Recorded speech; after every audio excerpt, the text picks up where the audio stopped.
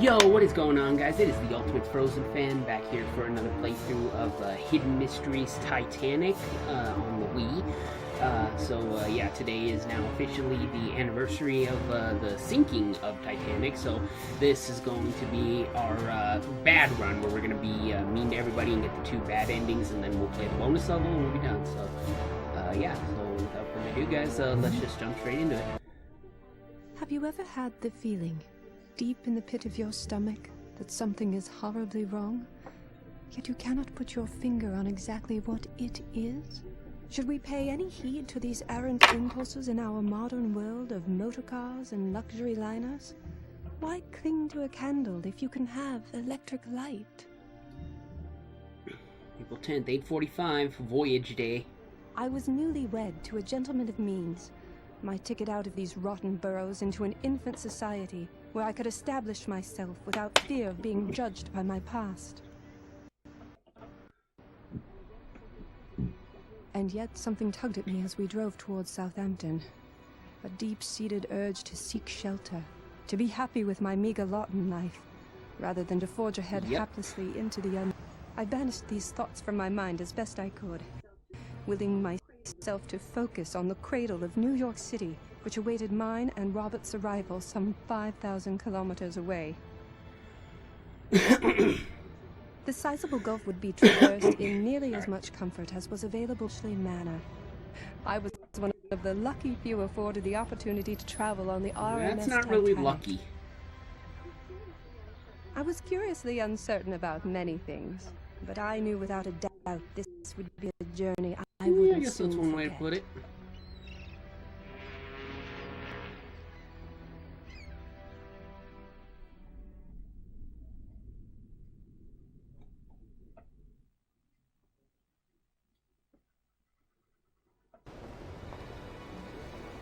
Good morning, sir and madam.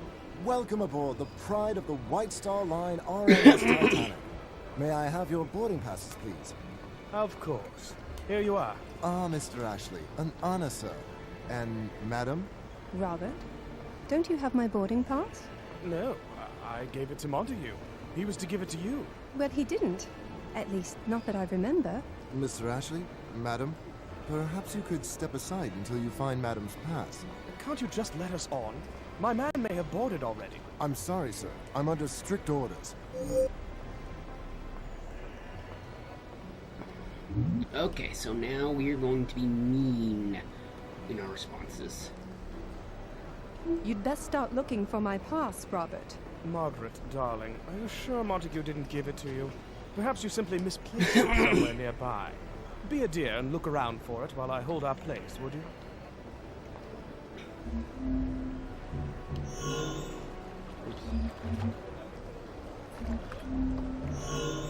Madam, I assure you, my intent was not to harm you. Well, you weren't being friendly.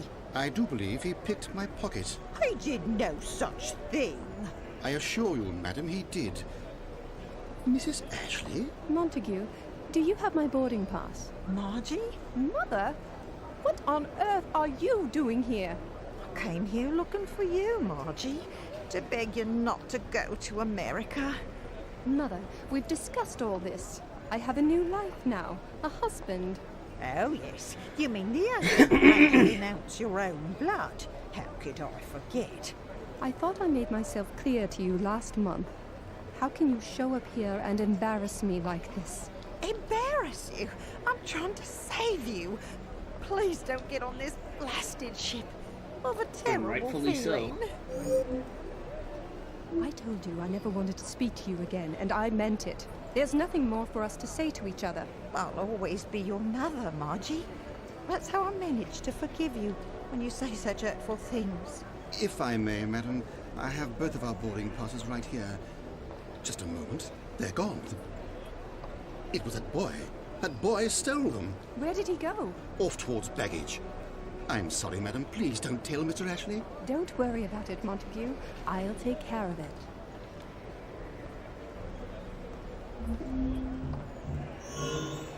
Little boy, did you steal some papers from that man over there?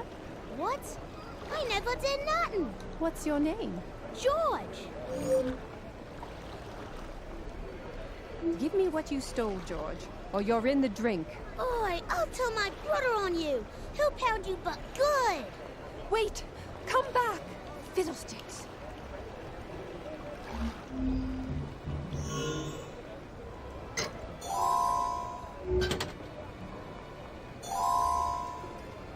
George, get out of that car this instant! No, you can't make me. I only want to speak to you properly. What if I gave you a present? Would you like that? Got any cigarette cartons? No, and even if I did, I wouldn't give them to a little boy. I'm convinced they're not good for you. What I want cigarettes for? I want the little cards that come in the packages. I've got almost 50 already. I'm going for a full set. Oh, well, I suppose I could look around for something like that.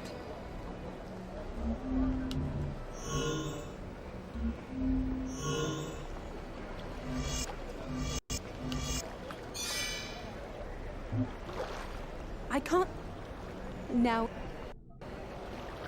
No. No. No. I need to... Not now. Oh. Crank it out first.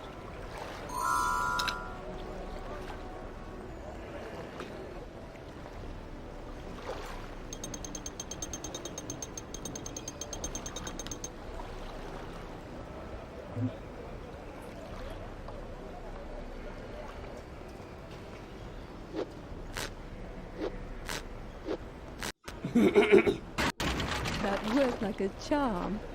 I'll just grab the cards out of the cartons before anyone notices the mess.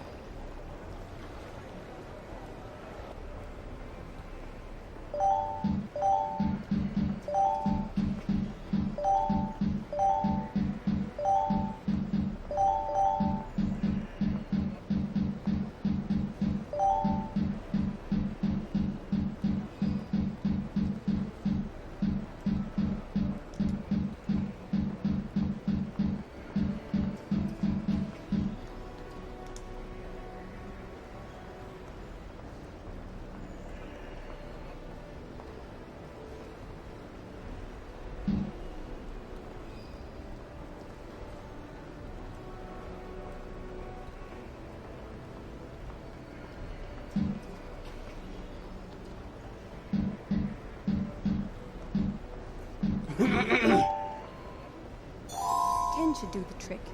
George can't possibly have all of these.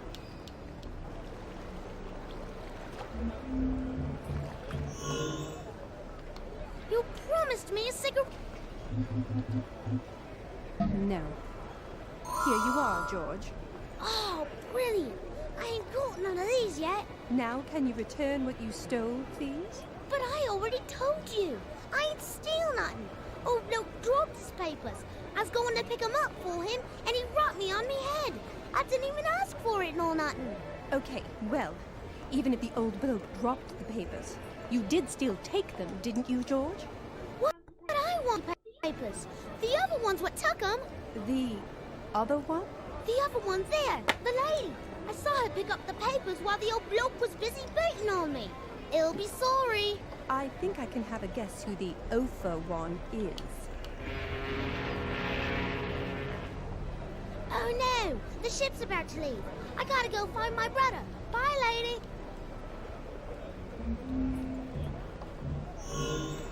Give me back my boarding pass, Mother. Why, I'm sure I don't know what you mean. I know you took it. Give it back and go home. What? Oh. Oh, well, I did find a boarding pass, come to think of it. Is it yours? Oh, dear me, I'm so very sorry. There you go. I can't believe you, Mother. Give Montague back his as well. Well, I only found one. If, as you say, there was a second pass, it must have blown away. You had better be telling me the truth, No. Mother. Oh, dear, oh, dear. I'd best pop off to the ticket office and purchase another pass. The ship's about to leave port. Such a proper gentleman, when he's not boxing children's ears, that is. Well, I'll be going myself.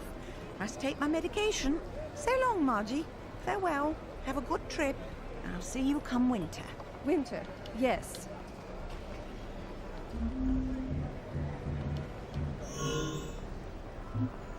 Ah, thank you, madam. All appears to be in order, and good thing too. It would have been a shame to miss out on such an historic It probably would have been voyage. better. Indeed. Stateroom 4B is just down the starboard hull from the entrance. Stateroom 12B is down the port hall. Pardon me?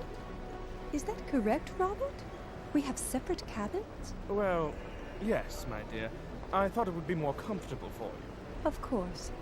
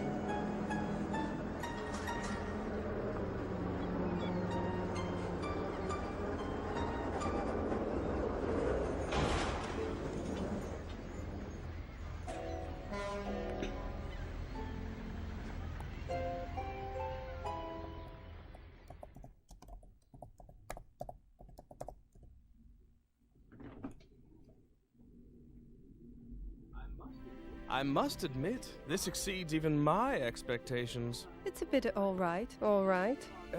Margaret, although I adore your colorful phrases, others might not be so understanding. Try and restrain yourself in mixed company. Of course, Robert. I fancy a bit of lunch. Care to dine at the Café Parisien? I'm not hungry at the moment. I'd just like to spend some time settling in if it's all the same to you. Not a problem. You know where I'll be if you need me.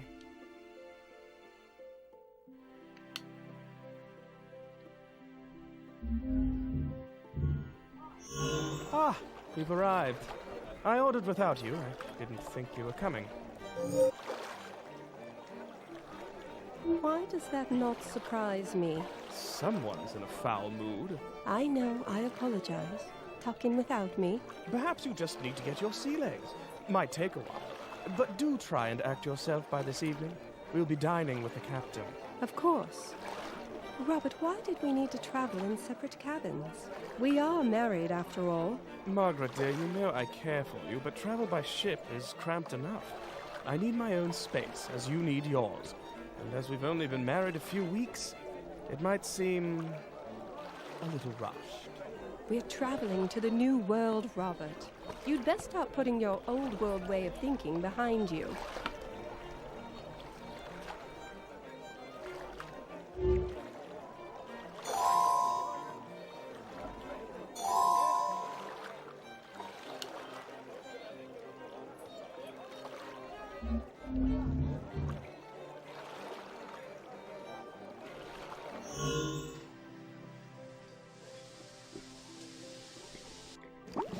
I'm in no mood for a proper lunch with Robert, but a boiled egg might hit the spot. Too bad reaching into that water would scald my entire arm. We'll make it rise with some salt.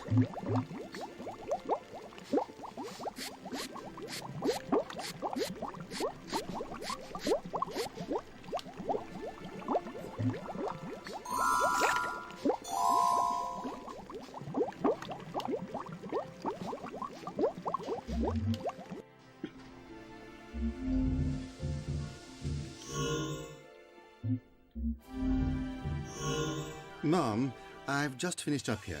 That's fine, Montague. By the way, about my mother. A most intriguing woman, Mom. She had a good many things to say about her only daughter. Bear in mind, Montague, that it isn't your place to remember them. Of course not, Mom. I am a valet. I've not personally had the good fortune to marry above my station, if you will excuse me.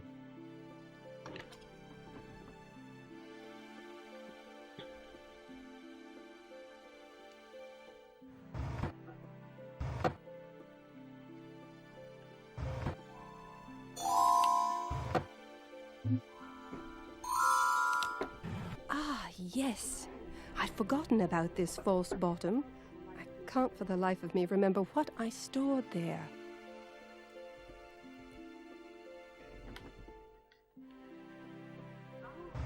Ah, scissors.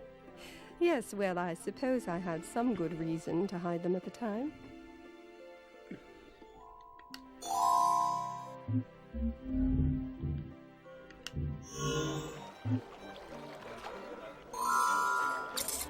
Okay, we got the bamboo and we got the egg, so...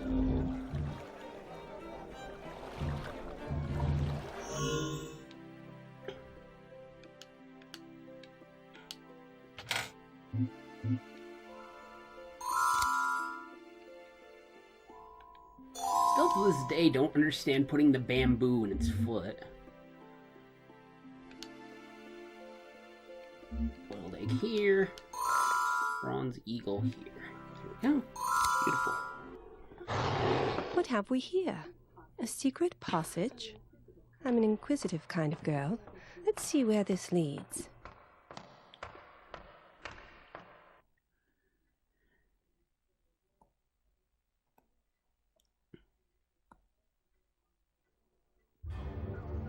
No, this won't do at all. You're not meant to be here. What? Where exactly is here? Greater minds than ours spent their entire lives asking that question, succeeding only in mucking things up further. What's your name, young lady? I'm Margaret Ashley, and what I meant was, what is this room? Why is it here? And who are you? I'm Dean Tavaloris, and you've entered my private sanctum, one that I designed into the plans from this ship's very inception. You designed this ship? Well, not exactly. I was employed as an assistant shipwright. I was placed in charge of all the less glamorous aspects of shipbuilding. Plumbing, cargo holds, engines, that kind of thing. Ah, so you slipped in a little private stateroom for yourself and now you're a stowaway on your own ship. Is that it? Clearly you do not grasp the importance of Titanic. All great men shall at some point call her home. Businessmen, world leaders, heroes, artists. Decisions made aboard this ship will determine the course of the world as we know it. What I have built here is a network of halls between halls, that I may bear witness to history in the making. I silvered mirrors on several decks so that I can see out, but nobody can see in. So, you're bloody loony. No, absolutely not. Forgive me, madam, but I find that point of view rather naive. To each his own, I suppose. I'll be leaving now. Promise to keep my secret. I don't want any trouble, Mr. Tavaloris. What you do is your own affair. I just need to get back. I'm having dinner with the captain this evening. Most certainly. Oh, but you cannot leave the way you came in, I'm afraid. One-way door. I should have guessed as much. So how do I get out of here? Down the second hallway. There's another mirrored door which opens into the first-class parlor. Just try not to be seen leaving, or we'll both end up in the stockade. Right.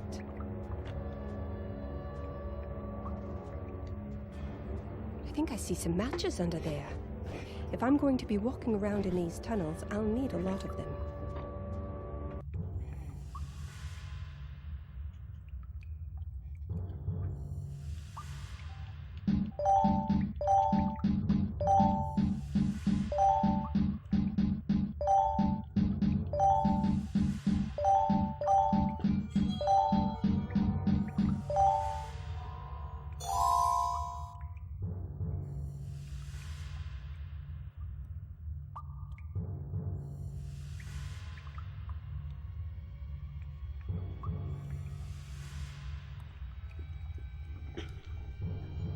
That should do it.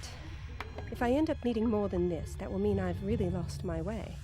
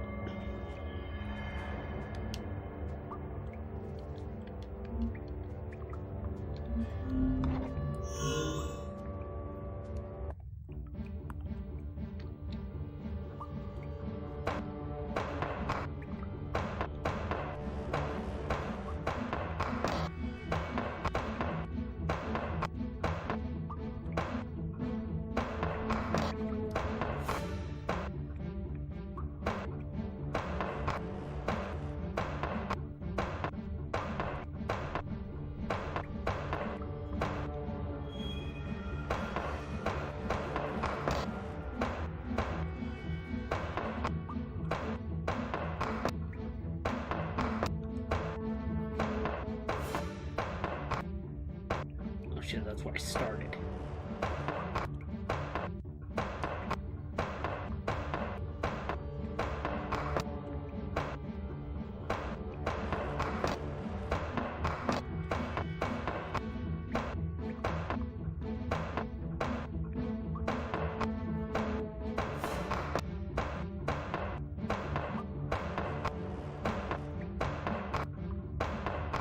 Why do I always get so damn lost in this one?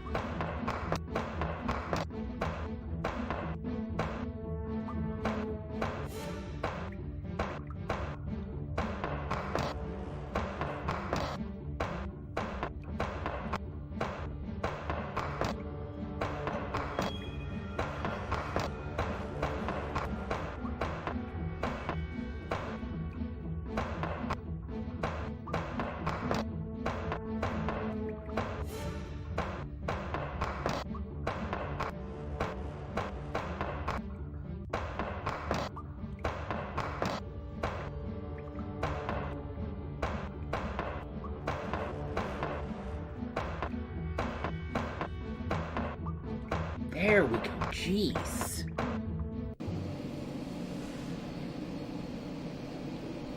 I reckon that opened the valve.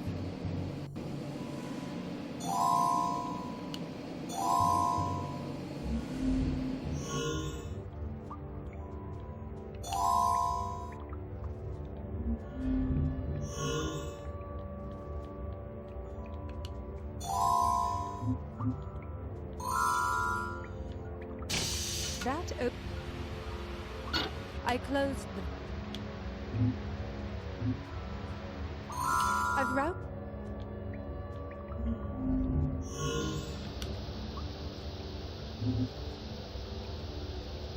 No. No. I can't do...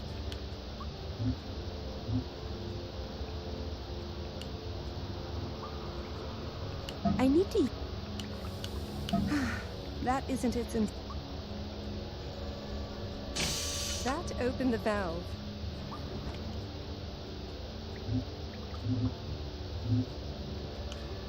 I can't do that.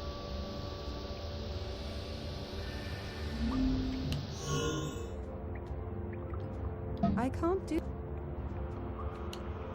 No, that isn't right.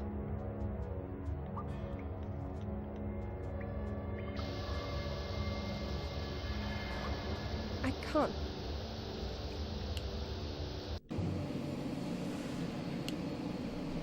I'm missing a pipe segment. Where is it? Oh, there it is.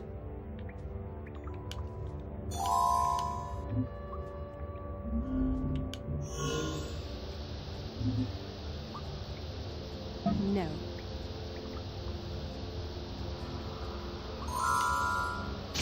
That closed the valve. That opened the valve.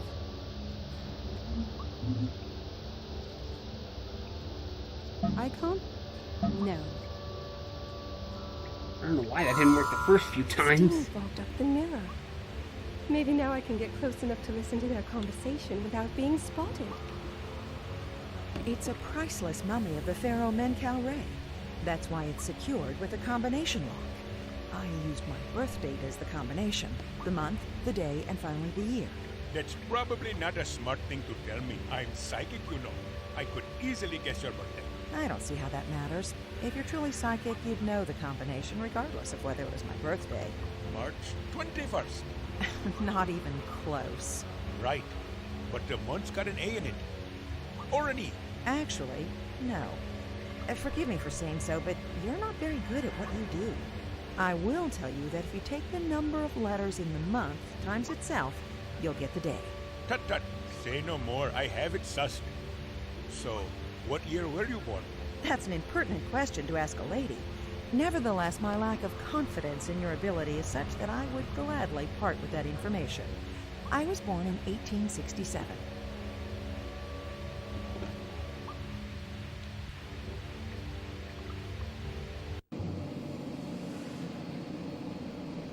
Now that I have a... 7/16/67.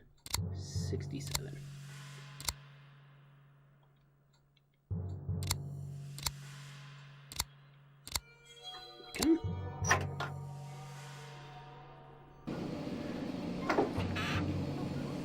A sarcophagus. It looks thousands of years old. I think I'll hang on to the shroud that was covering it.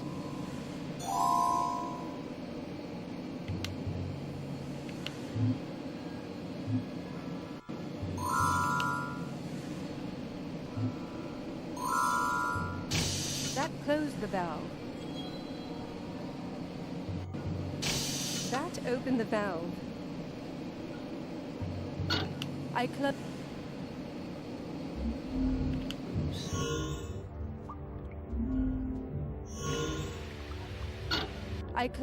I've routed. That set off an alarm. I'd best make myself scarce. Excuse me for interrupting. Oh, not at all. It's just that the heat sensor in hold number 4 went off, and the captain thought you should be alerted. Hold number 4. Men Cal Ray is in hold number 4. Ha!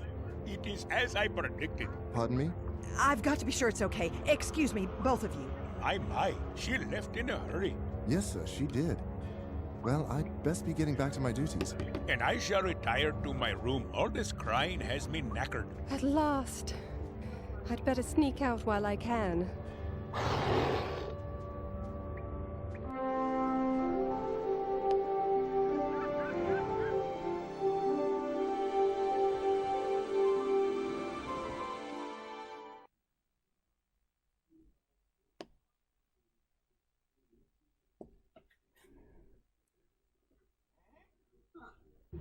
Ah, Mrs. Ashley, I've found you.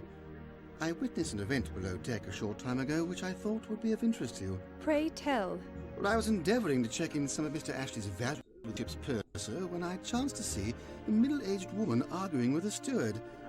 She was demanding to be allowed up to the first-class cabins, and the steward in question wasn't having any of it. He said he didn't know how she managed to come across a first-class boarding pass, but he was going to get to the bottom of it. And until such time, she was relegated to steerage. That's very interesting, Montague, but I have more important things on my mind right now. I understand, madam. I simply thought you'd be keen to know the lady in question was not a stranger to me. Please don't tell me it was my mother. I'm afraid it was. The schemer. She had your boarding pass after all. That as may be, madam. But surely her intentions were simply to keep watch over her only daughter. Montague, I appreciate the sentiment, but you don't know her as well as I do. In any case, I need to find her and have a word. You said the steward escorted her back to steerage. Yes. However, I'd imagine they would be no more inclined to let a young, upper-class woman down into steerage than they would allow your mother up here. Then I'll simply have to find a way to sneak down. Might I make a suggestion, madam? By all means. Just as your mother's disheveled appearance was enough to prevent her gaining access to first class in spite of her boarding pass, so would your appearance prevent you from gaining access to steerage. If you are insistent upon this course, which I must strongly advise you against, perhaps your passage would be facilitated by, at this one moment at least, being a little bit more like your mother. Are you sure you don't mean more like myself? I think you'll find either option will suffice. You may not have been born into high society, but to the casual observer, you avail yourself quite well. You must let your guard down and embrace your past, my dear girl. Thanks, I think. Not at all, if you'll excuse me.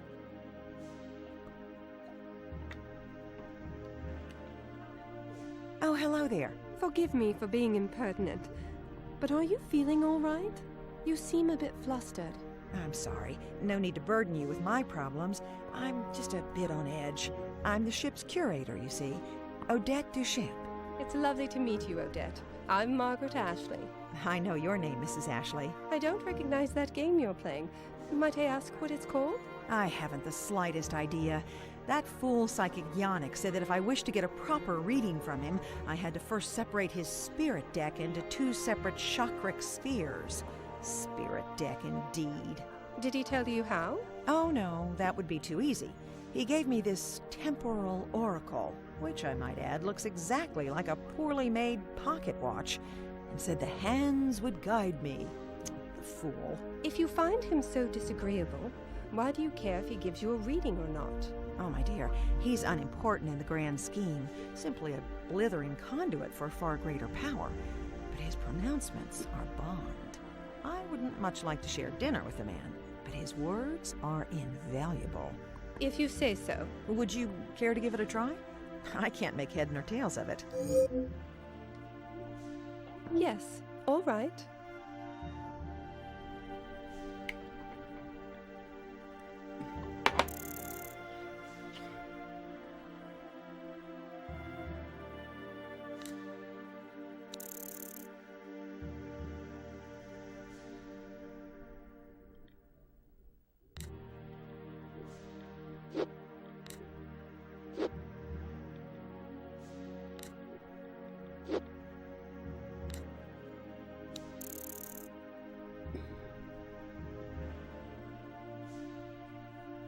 Hang on just a sec, guys.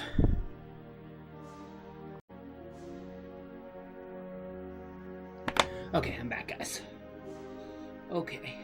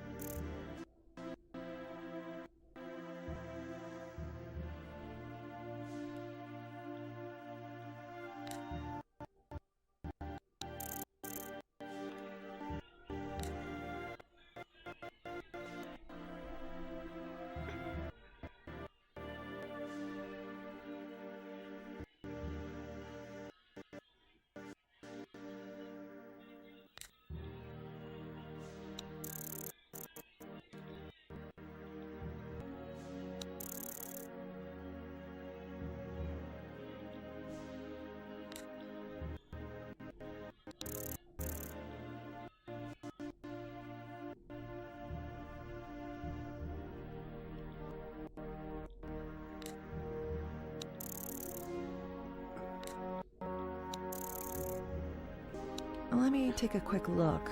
You did it! Thank you so much. It seems so elementary in hindsight. I'd better go find Yannick, which won't be difficult. He calls himself a medium, but I'd say he's more of a large. Anytime, Odette. Good luck.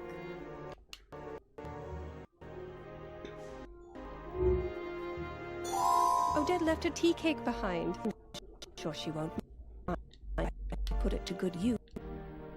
No, I'm sure she won't.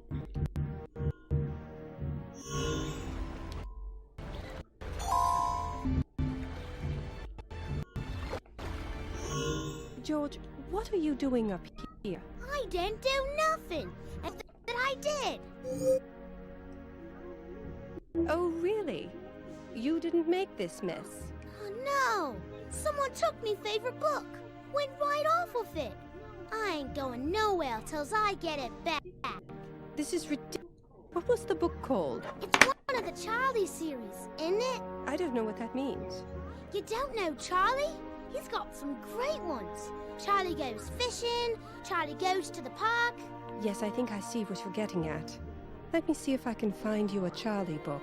I'll keep looking here till you find it. Is this the book, George? Oi, that's it.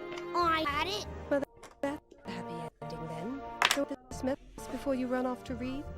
Marvelous. Gets what he wants and off he goes. I'll have to clean up.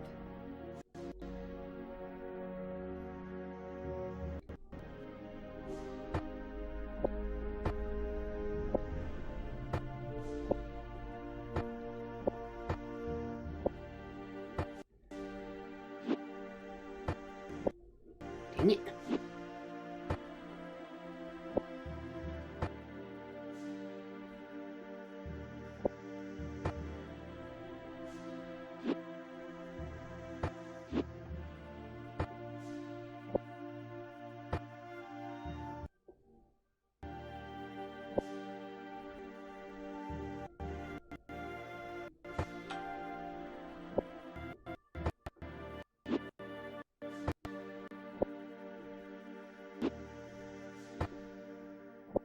Whoops.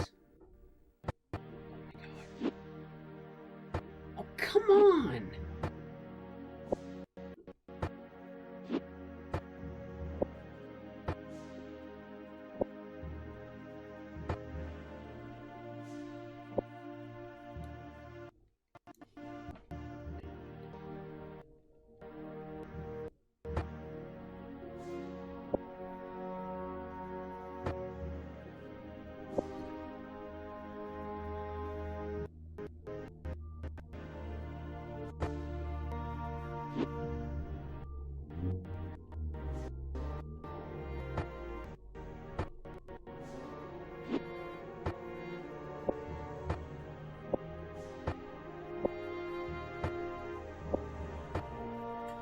There, snug as a bug. Oops. A library card fell from one of the books. I'll hang I was on right, to it there's for the multiple moment. ways to arrange these books, because that's definitely a different way than I arranged them last time.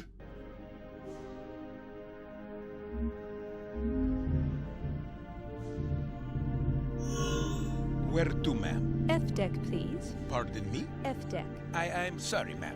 F deck is for third-class passengers only. Young man, I don't have time to argue. I need to get to F deck, and either you are going to take me, or I'll lower a rope over the side of this bleeding ship and climb down myself. Begging your pardon, ma'am, but F deck is not the sort of about in. Want to find out I allowed you passage unescorted? It mean my job.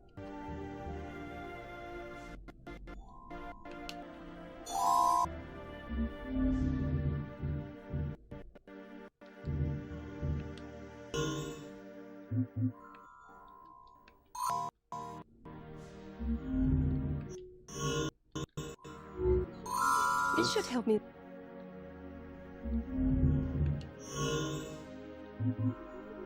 Would you bring me my coat, please? Of course, Mrs. Ashley.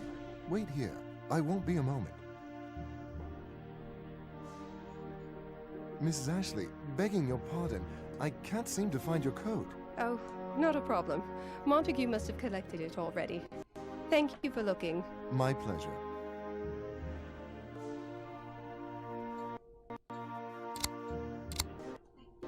That did it. Let's see what required such impenetrable protection.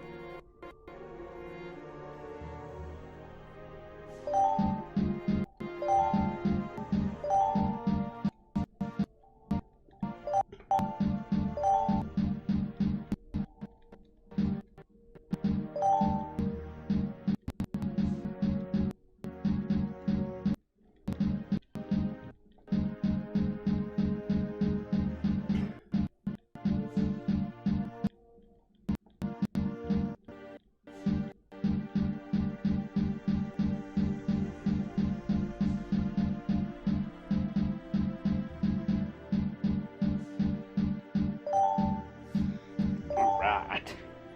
Now, let's see what looks good. Or more accurately, bad on me.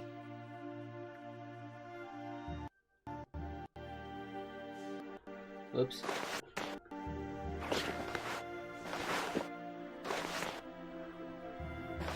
My sense of style is second to none.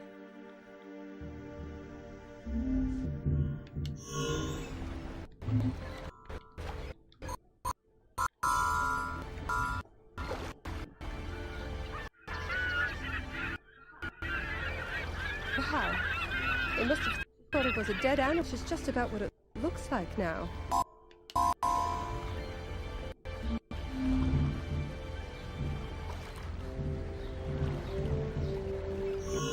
Where to, ma'am?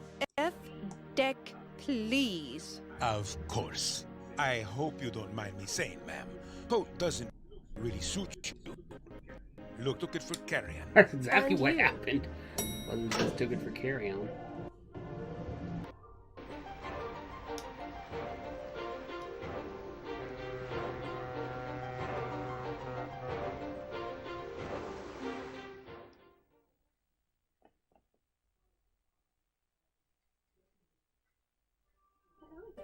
Hello again, George. Say, do you remember the lady back at the dock who took the boarding passes? Well, that other one was banging on me, eh? Yes. You wouldn't happen to have seen her on... Yeah, but wish I hadn't. She keeps telling me what to do. She ain't me mum. You ain't me mum neither. Why you want... She knocked on the head. Isn't that enough? We taught a lesson. I don't believe you. What's in it for me? Well, what could I possibly... I lost me game. Dropped it somewheres around here. If you can find it, I'll help you. Your game? What does it look like? What type of game? You hold it in your hand and try to get these little balls to go into the little holes. It ain't no bigger than a cigarette carton. Okay, I suppose I can do that for you, George. Thanking you.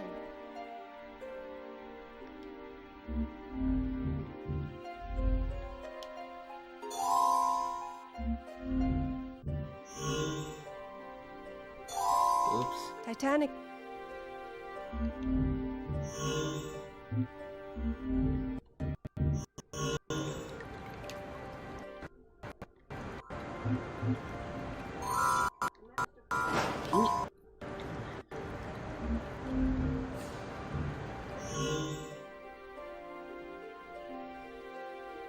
Another lock. I'll need to find the combination before I can proceed.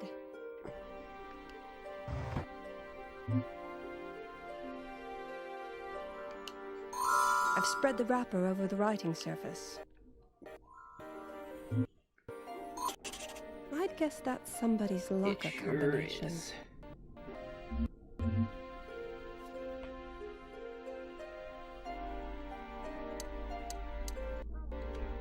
Oh no.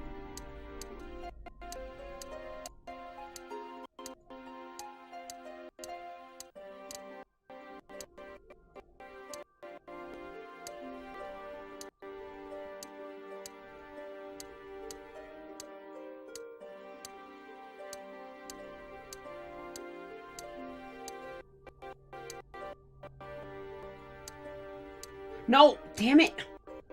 Oh no.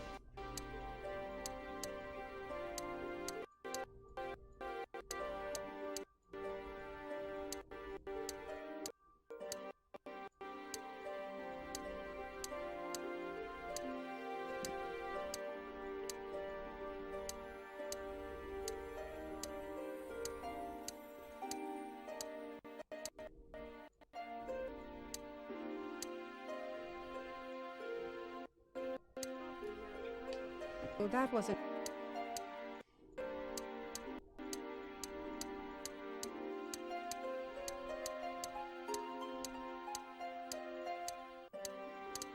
Oops. Oh no. Oh no. Oh no. Oh no.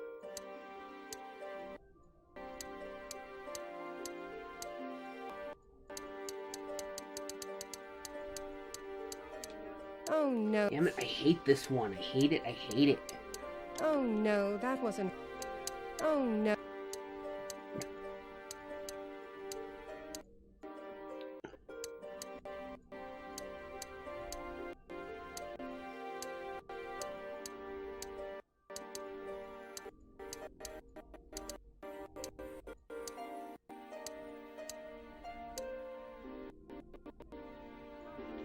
Oh no.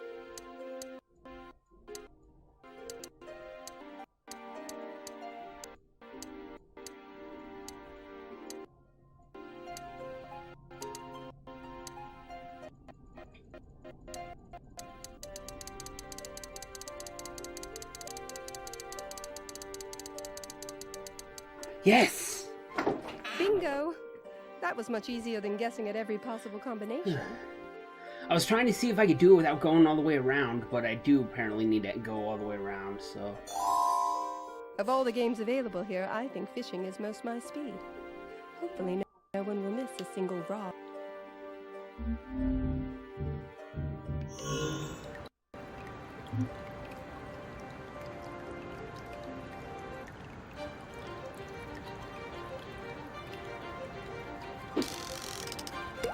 Not quite far enough.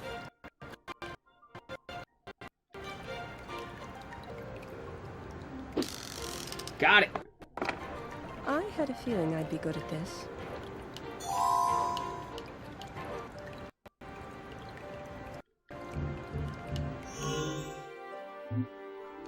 Me game? Yes, Georgie, I believe this is your precious game. Hooray! Gimme! Hey, wait! You broke it! I did no such thing. You did! I had it all solved and everything. I broke it. Georgie, I assure you it was that way when I found it. Well, deal's off. And quit calling me Georgie. That's a baby name. Then quit acting like a baby. No. Fix it or no deal. All right. Let me take a look.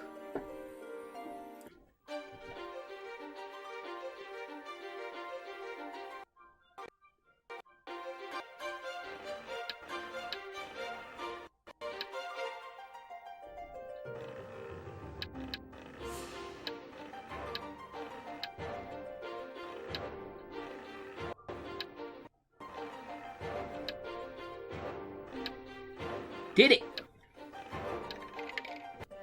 Okay, it's solved. Gimme! Not so fast. Tell me where my mother is first. Fool me once. I'll do you one better. I'll bring her to you. Margaret? Mother? Please don't be upset with me. Mother, I'm an adult now. I don't need nor want you meddling about in my personal life. Margie, I know you think you've got your life figured out, but I need you to trust my greater wisdom in this situation. Is stowing away on a luxury liner an example of your greater wisdom? It seems folly to me. And what about your heart condition? Technically, I'm not a stowaway. I have a boarding pass. I just happened to come about it by unhanded means. Oh, and don't remember me. Blimey, adults are boring. Can I have me get... Sorry, George. Here you are. Anyway, Margie, I don't want to fight. I've just had this bad feeling about your marriage, about this trip. God help me, I cannot do otherwise. That as it may be, Mother, but I am my own woman. Now, if you'll excuse me, I have to attend dinner with the captain. We can talk about this more in the morning. All right. I love you, Margie. I love you too, Mother. Good night. Alright, nighttime. About to conclude the first day. And then we go on to the sinking 4 days later.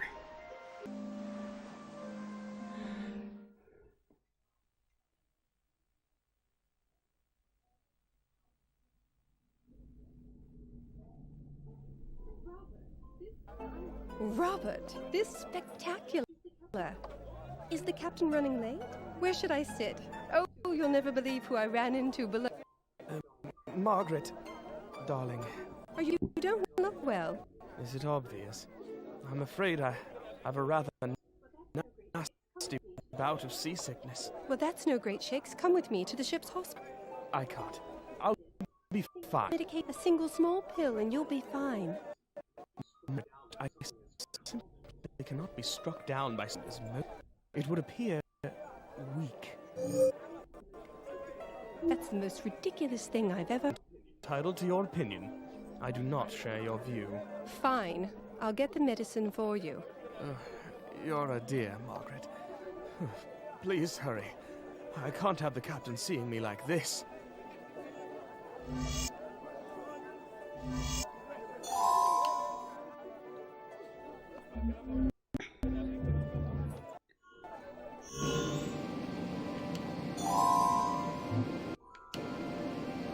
I'm not sure what that's going to accomplish, but there you are.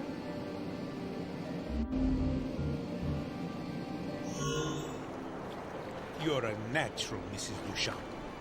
Oh, hello. I recognize you from the elevator. My name is Vincent Rossetti. Yes. Off duty, are you? Right. few moments to instruct the beautiful Mrs. Duchamp on the finer points. I see.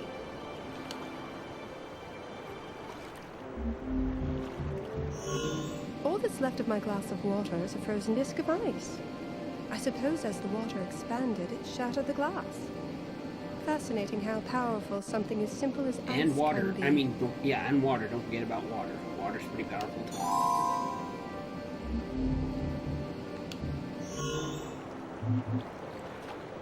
I can't do... Maybe I need to... You could take a turn if you like. The more, the merrier. Thank you. I may just...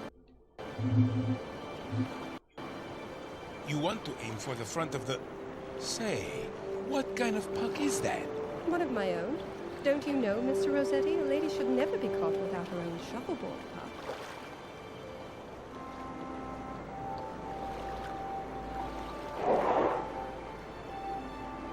Oops! It got away from me. Ah! Oh! That sounded like someone fell down. I'd better go check it out. Are you all right? Oh! It's my ankle. I can't walk on it. It hurts so much. Ah!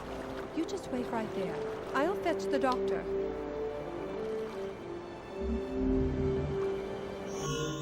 Hello, my dear. May I help you? Oh, yes, doctor. Not feeling well at all. I think I have a touch of seasickness. Do you have anything for me? We do have a new pill that combats the more unpleasant effects. However, my prescription for you is a healthy amount of sea air. Why not take a stroll on the deck? You don't look so bad off. Can't I just have the pills? To be honest with you, ma'am, they are reported to have rather properties. I'm not inclined to give them out in cases. Really, your color is fine. You seem quite sea-adjusted to me.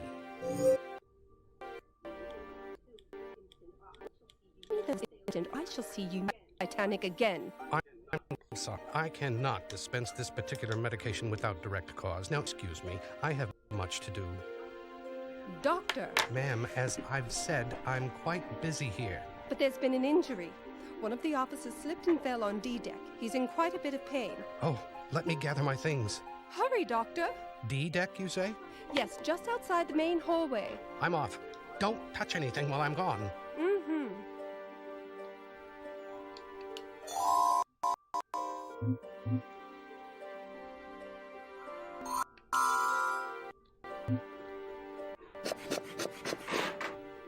That made the space between the base and the door slightly wider. Let me see if I can hook the latch.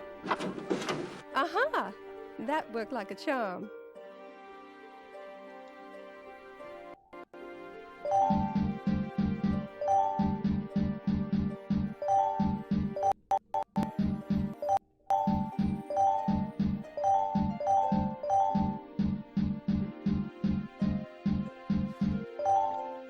Got him. Motion sickness pills. Take 2 if suffering from nausea and headaches. That should do it.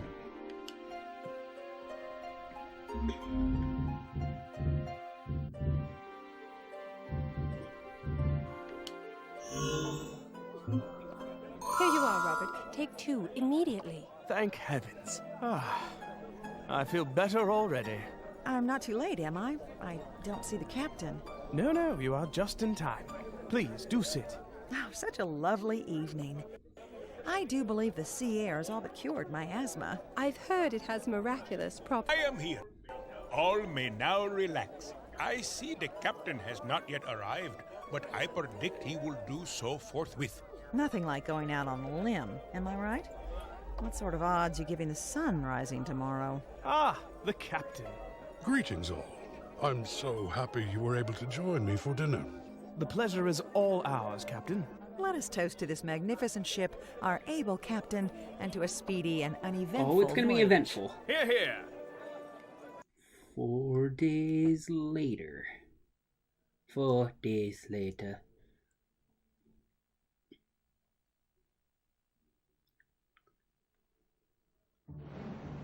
That feeling you get in the pit of your stomach, it's there for a reason. attempts to categorize things we do not understand, to more easily deal with the fear they might otherwise cause. All we have truly learned is that we do not know well enough to judge. Iceberg! Right ahead! After all, icebergs are themselves nothing more than water. There's certainly nothing ostensibly threatening about them. But in the end, it is the unknown which threatens us most. Ain't that the truth?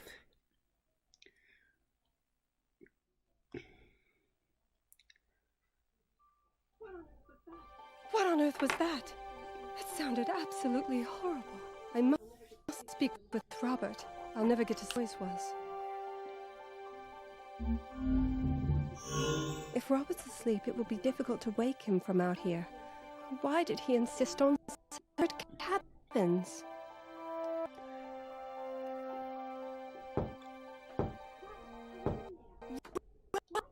Are you in there? You answering? I'm sorry to disturb you, Montague. Not at all, Mrs. Ashley. I was not yet asleep when I heard a noise coming from just outside. I'm afraid it spooked Bexley. He should beneath the bed and not come out. Perhaps he could be lured out. He does have a penchant for heading.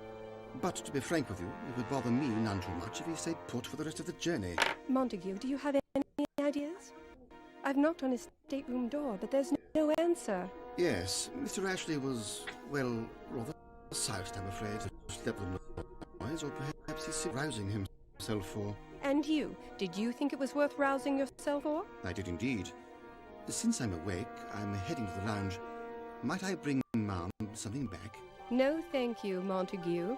If you happen across Robert, would you kindly tell him I'm quite anxious to speak with him? Of course. Although I wouldn't hold out much hope, Mrs. Ashley. I'm certain he is still in his bed. Perhaps you would best occupy your time conspiring to get his attention. Short of sounding the ship's alarm, I'm not sure what I can do. But I will try, thank you, Montague. Good luck, Mom.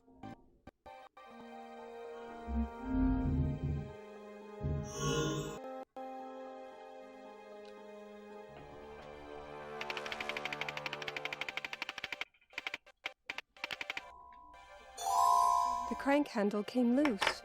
Oh well, this compartment could do with the fresh air.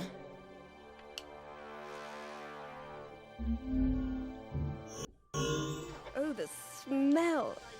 Let's see if I can find something here vexpitizing.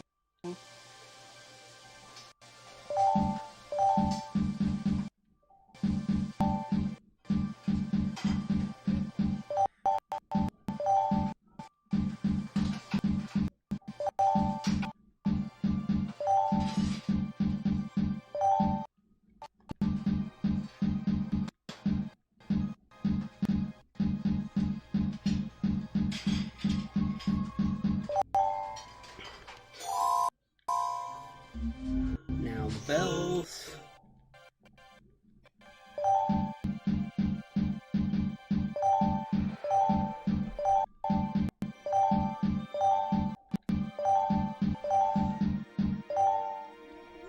These bells look as if they belong to a collar of some sort.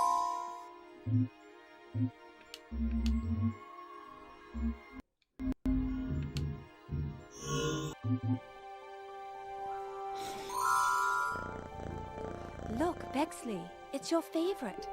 Sardines.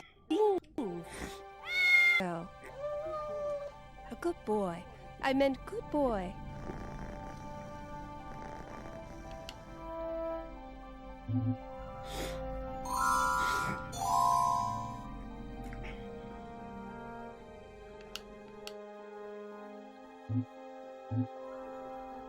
It's a perfect fit.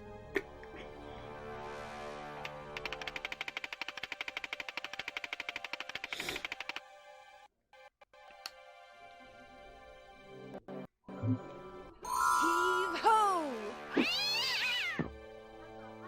Let the havoc commence.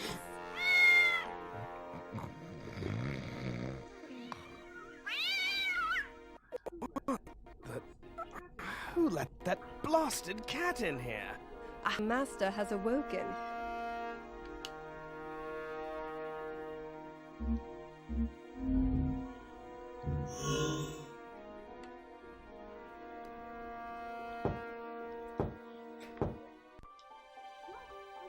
Robert, are you awake?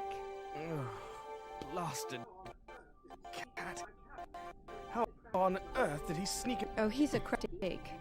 Did you hear that horrible noise a little while ago? Yes, it was awful.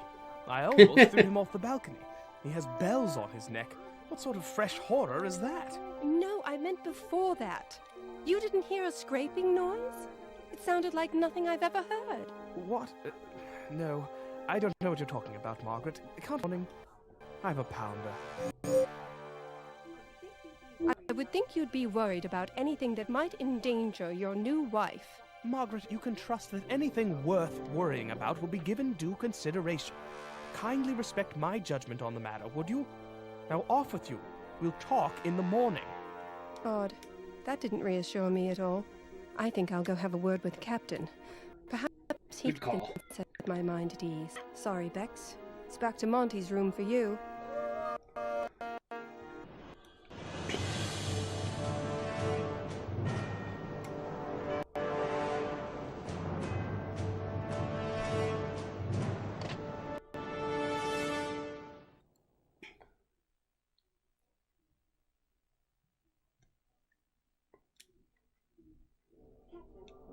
Captain, may I disturb you for a moment? Oh, Mrs. Ashley, we're a bit busy here. Well, then let me get right to the point. Have we had a collision? Mrs. Ashley, really, everything is under control. Rest assured that I will inform the passengers as soon as we have thoroughly evaluated the situation. Don't give me that line, Captain. What's going on here? Now! Mrs. Ashley! I'm sorry, it's just that I'm very worried. Meet me in the sitting room in a moment, and I will explain. Thank you, Captain.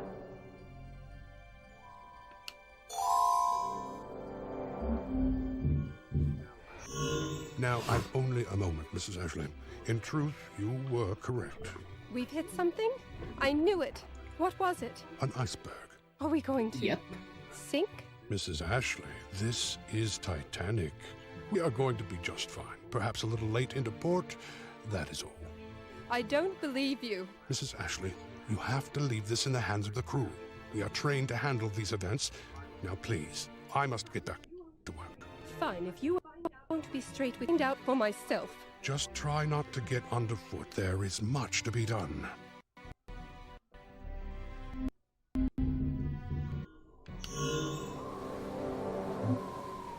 Let's see if I can toss the ring over that whistle. Huzzah! I wasn't named Miss Stowe on the Wold Fet Queen for my dressmaking skills alone. Let's see what sort of havoc this causes. Oh my!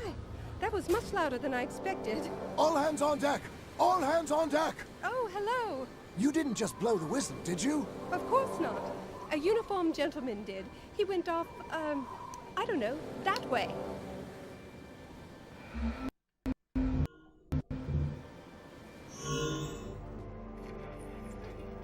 There sure do seem to be a lot of unused parts lying about here.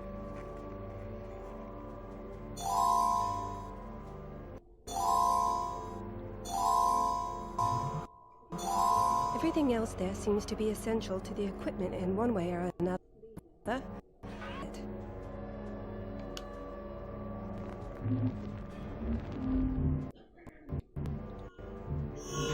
This must be where Titanic receives wireless messages. Quite fascinating.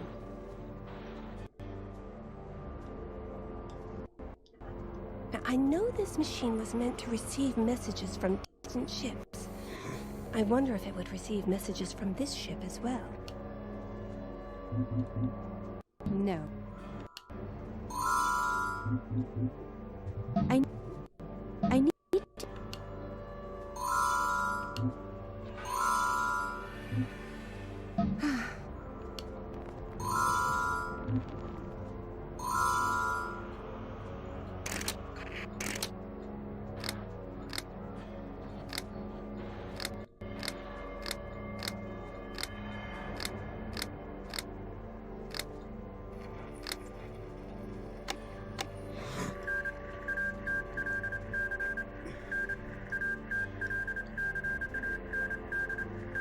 Now that sounds interesting. If only I understood it.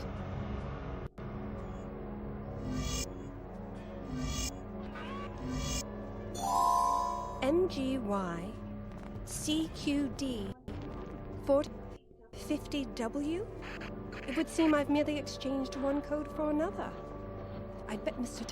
Tavalouros could help me decipher this. And he might know even more than the captain about the state of the ship. I'd best get to a mirror.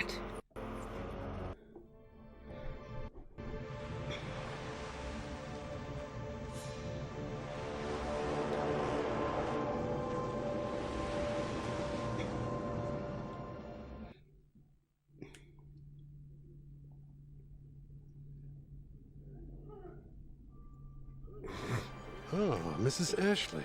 I thought perhaps I had not seen the last of you. Do, come in. I'm not here to chat, Mr. Tavalouros. I'm here to get a straight answer from somebody on the state of this ship. Whatever do you mean? Is it possible you do not know? We collided with an iceberg not 20 minutes ago. The crew is in a frenzy. I didn't hear anything, although I did wonder why we were reversing engines. Nobody aboard will tell me the truth about our situation to eavesdrop on the ship's outgoing wireless messages. But I can't make heads or tails of them. Do you think mine? Yes, of course. Let me see what you have. What is it? This is a distress call. The captain believes the ship will sink. The iceberg must have breached several watertight containers. If that's true, the ship is sinking as we speak. Are you sure? No, I'm not. 10 minutes ago, I would have been unsinkable. I need to do some calculating. What am I supposed to do? I don't know. If the ship, the bilge compartments will be the first to fill. There are several on this deck. Perhaps you could check on them while I do some more calculations. Yes, fine. Where are these rooms? Down the hall is the bilge assembly. It's a pump system that moves water between bilge compartments. From there are tunnels leading to each of the 3 main bilge holds. The squash bath, the third-class showers. Why those rooms? It's a question of volume, my dear girl. Those are the largest lower deck rooms aboard. Check all 3 and let me know if there's any water in them quickly. You got it.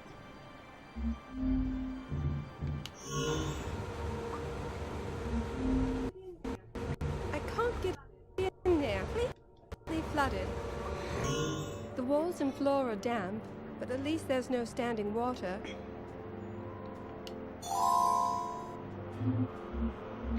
Not yet, anyway. The walls and floor are damp, but at least there's no standing water.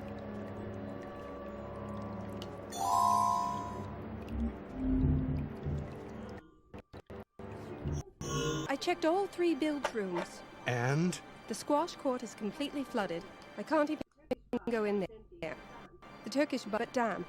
Same with the third-class showers. I see. It's worse than I expected. Well, the first thing we have to do is stop this doomed vessel.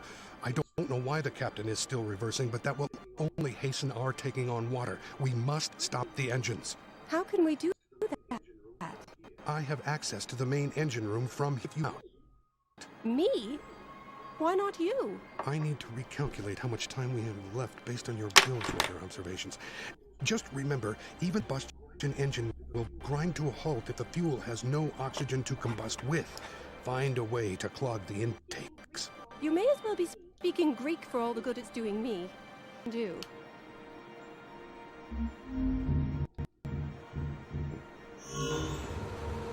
Let's see what this ridiculous-looking contraption does.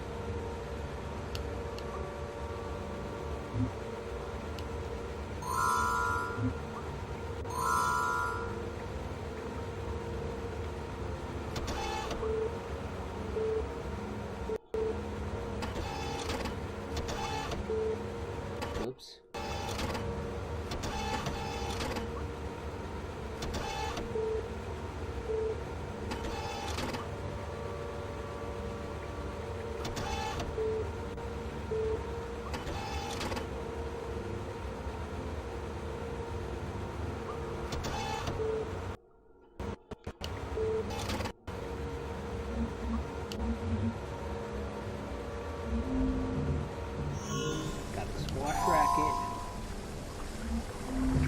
Turkish bath now flooded.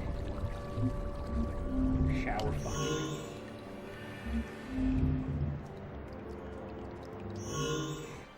Quite a mess. That's worth finding.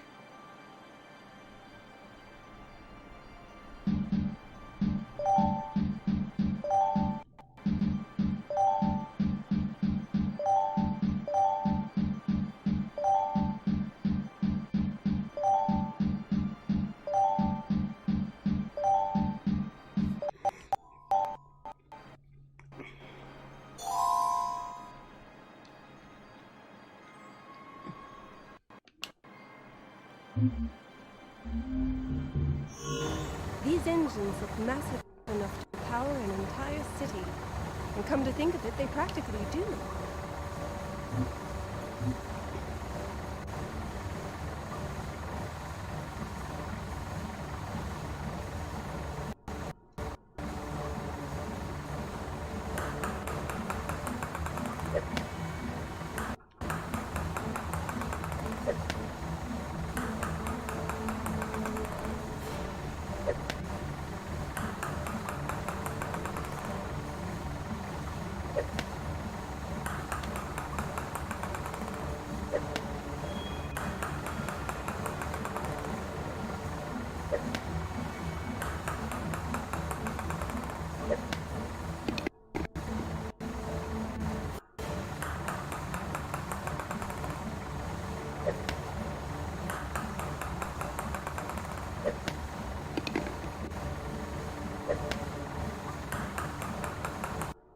There we go.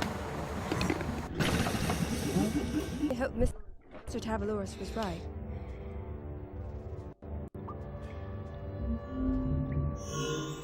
The engines have been stopped. Excellent. That should buy us a few minutes. A few minutes? Longer than that to do. My girl, try and think of the thousands of innocents aboard who need that extra time. My calculations, we should remain afloat for an hour and a half. Do what you must to survive, Mrs. Ashley. If you need me, I'll be here. What? Are you going to make a run for the lifeboats? I think not.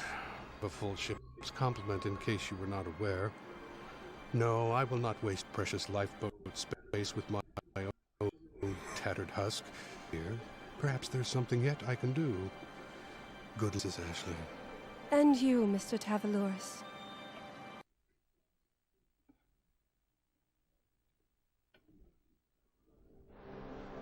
Most of the passengers are, as of yet, unaware of their fate. The air outside is clear and still. It is, to many, a single evening. It's difficult, if not impossible, to know how one will react when presented with any grave moral crisis. I had access to privileged information. Part of me felt I should be screaming what I knew to be true at the top of my lungs as I ran through the halls. I think my choice to put my own cowardly as much as practical. A panic at this point would simply compound disaster. I struggled with this guilt.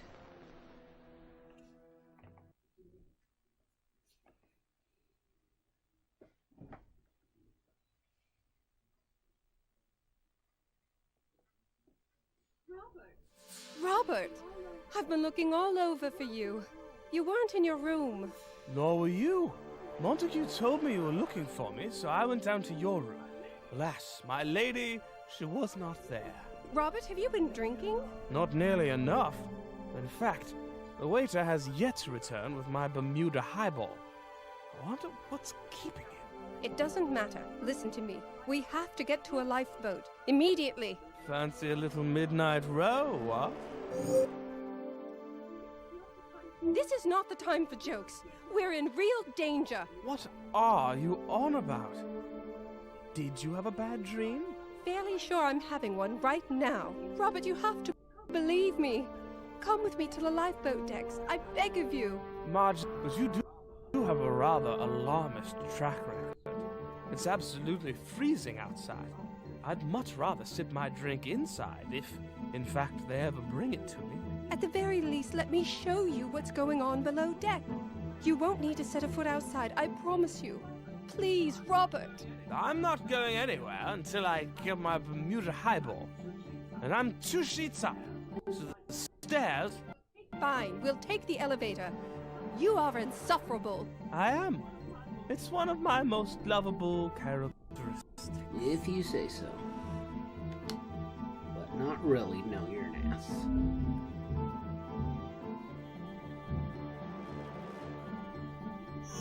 The lift is out of order?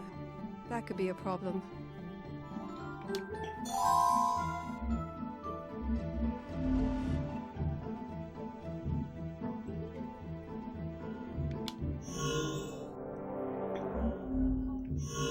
Off duty again, I see.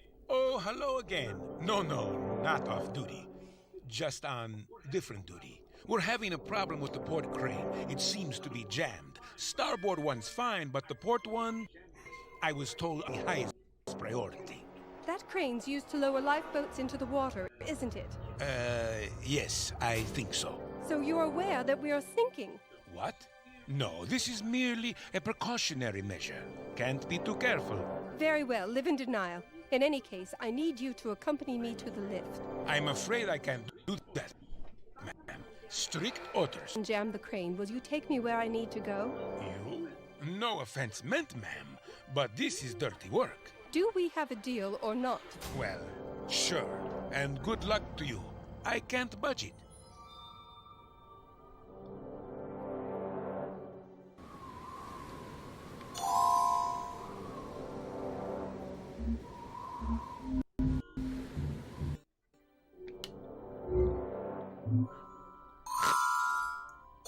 There's the limes for the Bermuda highball that we're going to be making here in a minute.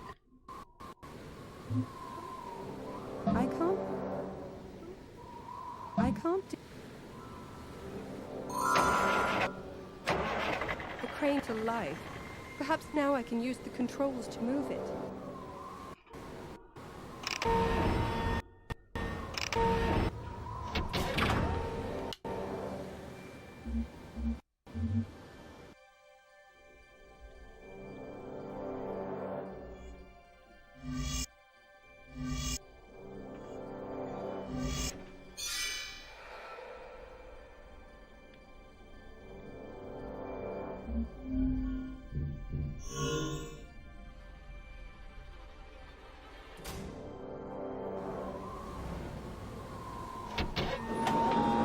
Got it.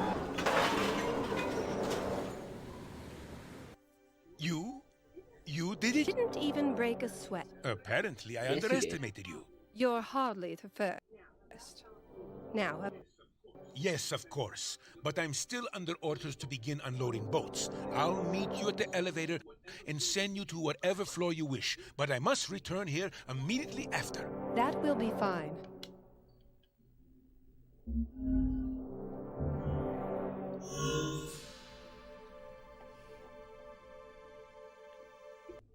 Gin, vodka, and whoops. This is a good... I did that wrong. There, I've made... Gin, vodka. Accidentally hit the vodka. Click the vodka twice. Then brandy.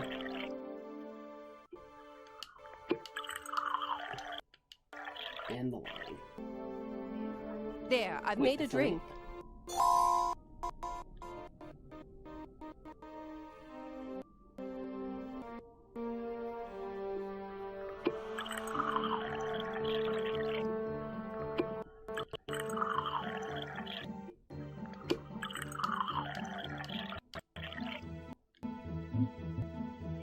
Damn it. There, I've made...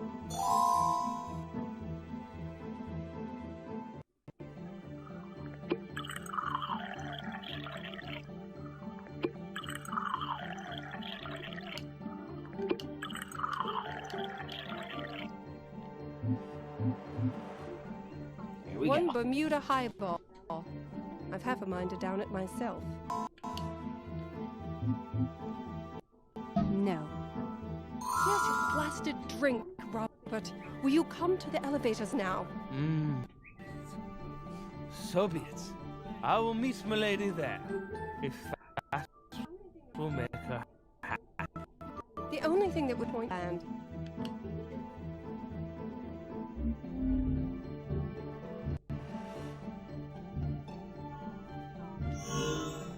so glad to see you both. Yes, well, as I mentioned, Mrs. Ashley, I cannot stay. What deck do you wish to go to? E deck, please. One of you will have to hold the door to prevent it from closing once you reach E deck. Not to worry, garçon. I will dispel any of her idle fantasies without leaving the comforts of the lift. All right, then. E deck. As you're looking for. Funny. I hope she doesn't. By the way, my good man, is there a bar? You just freaking finished drinking, my guy.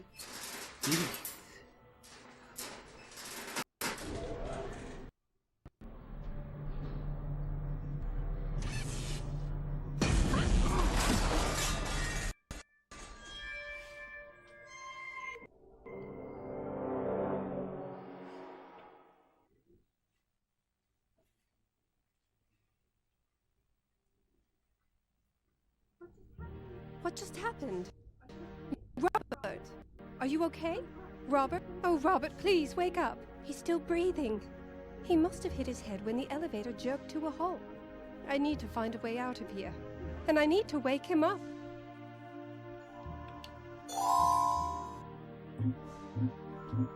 The panel slid to one side. I think I could actually climb up there. If I don't mind sacrificing my ladylike demeanor for a few moments. Not like Robert's going to see anything.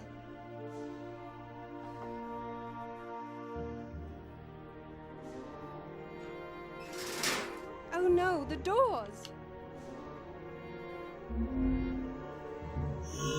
It's difficult to imagine all this will soon be on the ocean floor. Guess it doesn't matter if I abscond with this. On call? That just won't do.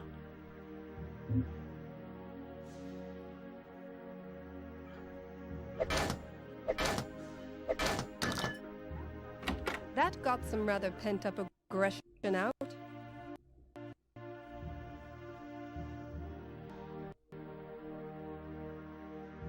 Oops. Let me call first.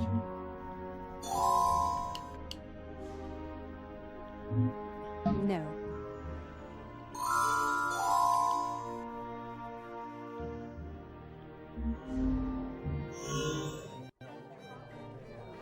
Honor and merit revealed through absolute gibberish.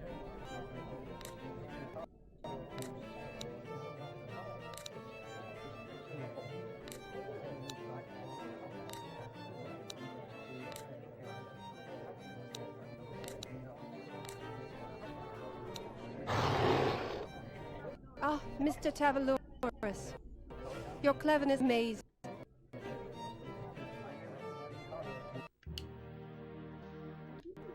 I need to use... Robert? Robert, can you hear me? What happened to me? You hit your head. The elevator stopped pretty suddenly. Oh, Robert, I thought I might lose you. Don't be silly. My head is... I think I need a drink. That's the last thing you need. What more evidence do you need that Titanic is in serious trouble? What? A little electrical malfunction, that's all. I think I'll take the stairs all the same, though. Am I right? Where are you going? Back to the lounge. It's above decks. If you're really worried about sinking, you don't want to be down here. Mysterious. And here's where George burned his leg. Oh!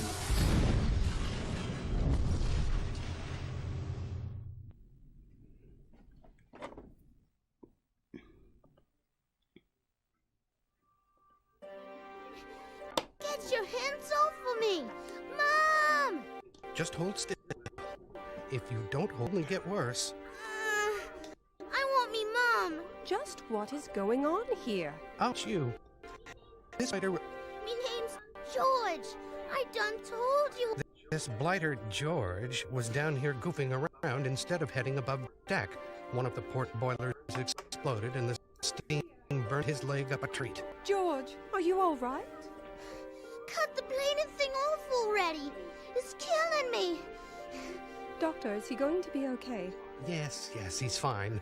But I need to dress his wound, and he won't stop squirming about like an eel. Ma! George, you need to calm down so the doctor can treat you. Would you like your ball game back again? Sod me ball game. Nothing for it, ma'am. He's in too much pain. I need you to fetch some hot water. Very hot, mind you. If I'm to dress his wounds here, I'll need to be as sanitary as possible. Of course. I'll also need some liniment to dull the pain, or he'll never keep still. Liniment? I'll see what I can do.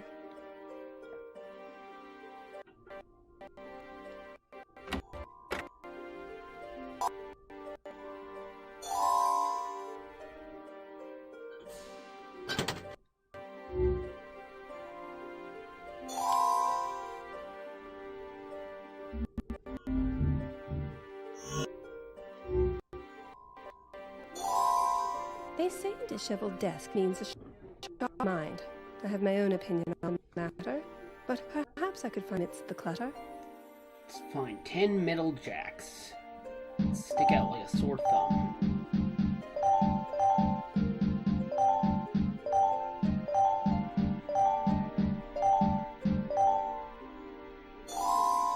I used to play jacks as a child.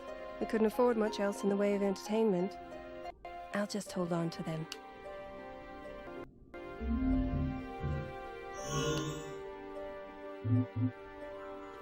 Those jacks I found were metal.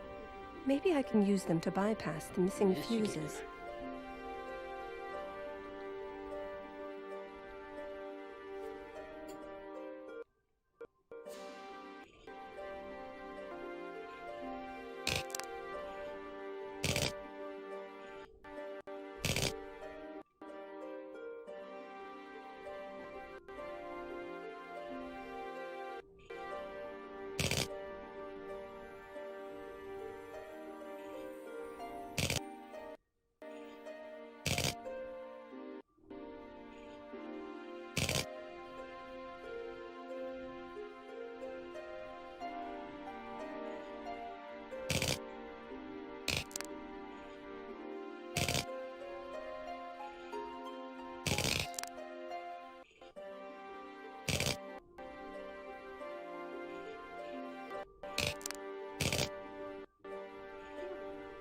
There we are. Now there should be a nice steady flow of electricity.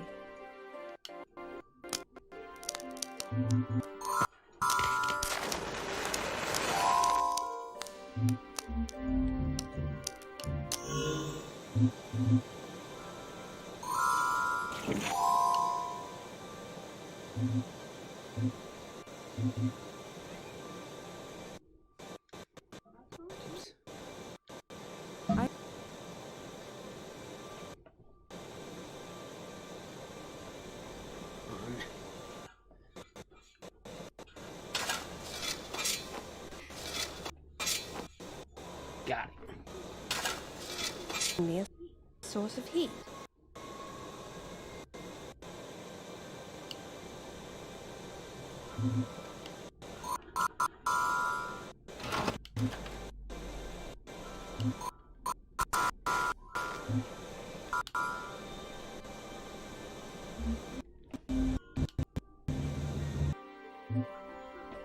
This should calm him down some, but hot water to reduce the risk of infection. On it.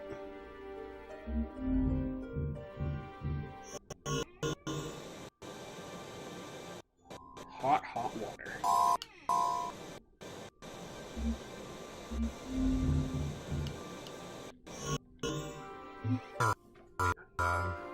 How do you feel now, George?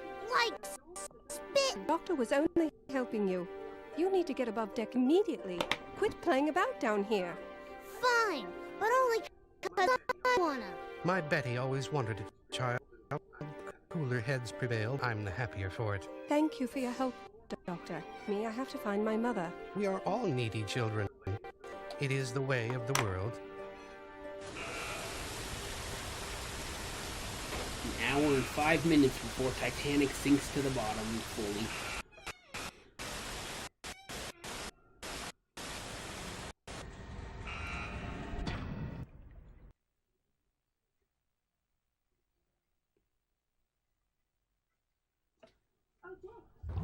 Odette! I thought I heard someone in here. Margaret, whatever am I gonna do? I know it's difficult. We must soldier on, I'm afraid. Don't worry, I'm sure there are enough lives. What? No, not that. Pardon me? Menkau Ray, the mummy. Don't you see? It's his curse. He's visiting an ancient score, settling it once and for all the raiders who looted his sacred tomb. Odette, you can't be serious. I didn't believe it either, but they told me. They told me this would happen. It's coincidence, Odette, nothing more. Now please, come with me. We need to get to the lifeboats. Matter. You can't trick the ancients. We're all doomed, no matter what we do. If it truly doesn't matter, then come with me. No. I will stay with Menkau Ray. I brought this fate upon us all. I will go down with him. You are impossible. Let me have a look inside that crate.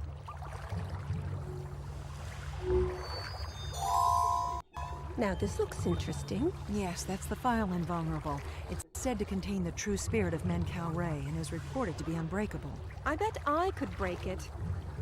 Robert always said I had a knack for breaking. You could certainly try, if the curse doesn't frighten you. It doesn't. Fine then. Fine.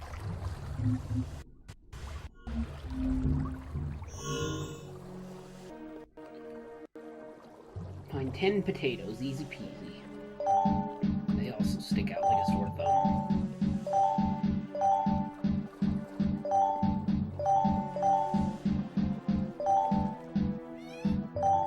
Beautiful.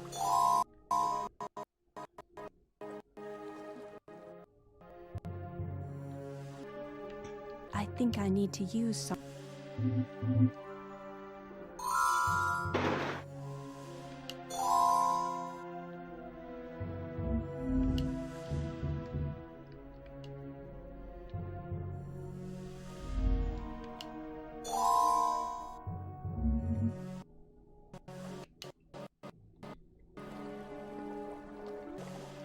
Icon?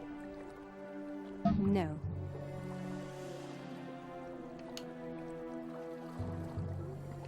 I can't.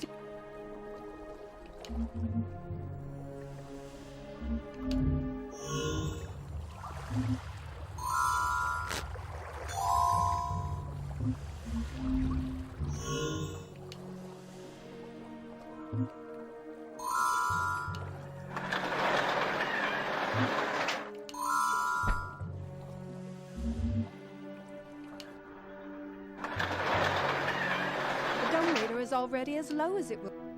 Let's put the potatoes on it. I thought that might do it, but that fire.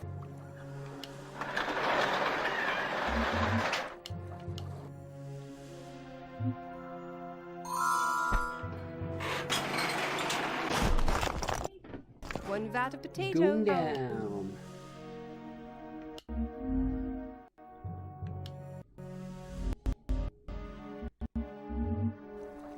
Whoops. What?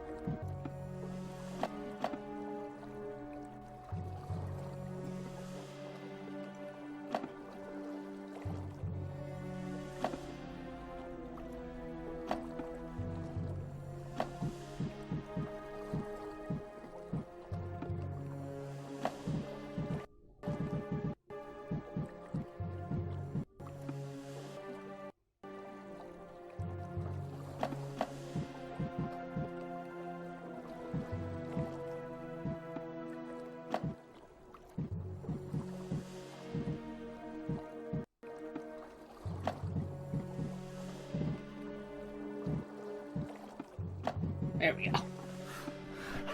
Clever people, those ancient Egyptians. There's a parchment inside. It's covered in hieroglyphs. Shame I'm not an...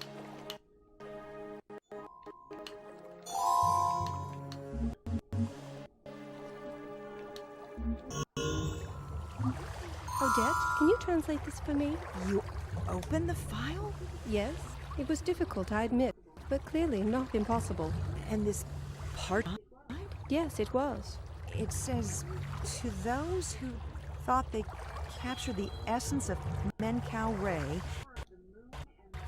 keeper of the Mucher from below, know that you are fools to a man. You possess nothing more than the dressed-up corpse of a chamber servant. Menkau Ray's true burial chamber remains forever hidden from the eyes of the living. But that means... To put it lightly, this isn't Menkau Ray after all.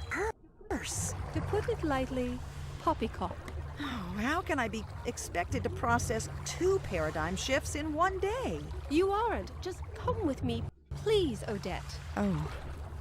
Well, okay. That a girl. It looks so weird seeing like that. It looks like the section's already broken off and crooked.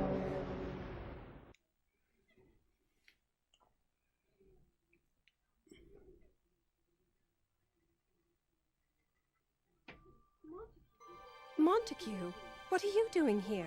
Ma'am, Robert sent me to look for you. He is worried and wishes you to join him above deck. Have you seen my mother? Yes. In fact, she was looking for you as well. The lines are crossed, as it were. Oh, that's fine. We can meet them both above deck. I beg pardon, Ma'am, but it seems this method of egress has been blocked. However do you mean? It's a mystery to me as well. I came down this way not 10 minutes ago, and yet it is now quite efficaciously blocked by this metal gate. Oh, why would someone do that? That's just... I'd almost go so far as to call it rude, Mom. I had a better one. Regardless, we have to find a way through this gate. I may know someone who can help. You two stay here. I don't want us all getting lost trying to find each other again. Did you hear that? It sounded like a woman screaming for help. We must go to her aid. Montague, while I appreciate your chivalry, please do not forget the lady in your care already. Of course, Mom. How could I forget you? I don't mean me, Montague. I mean Miss Duchamp. Oh, of course. Silly of me, really. Hey, I don't need a guardian. In fact, it could be argued that I should be the scout in this situation. Why, my experience in the plains of Hadar alone... Odette, please. Moments ago you were under the delusion that you were cursed or drowned by a mummy. Hurry back. I don't know the code.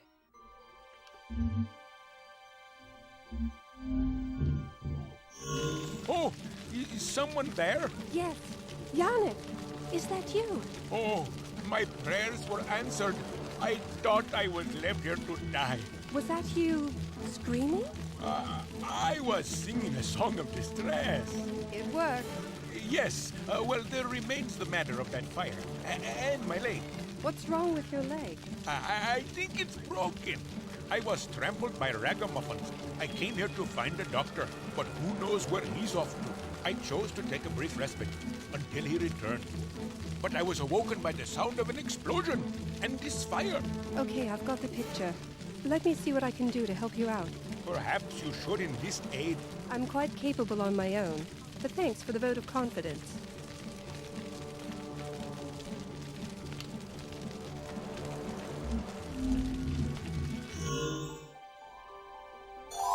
It folds neatly into a thin plank. Quite convenient, really. I don't know much about wine, but it's clear to me that these aren't in the proper order. Let's see if I can fix that. Okay, so it's least full to completely full.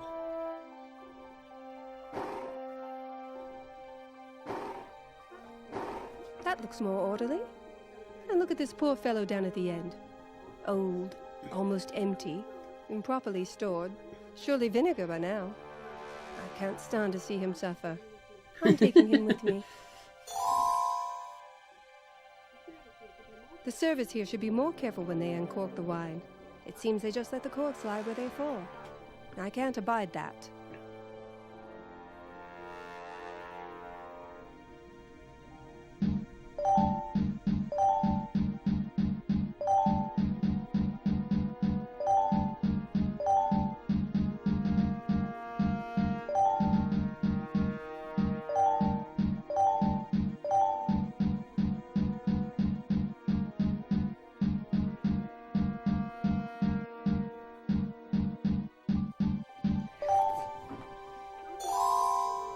cork to build a lifeboat out of, but perhaps I'll find some use for them.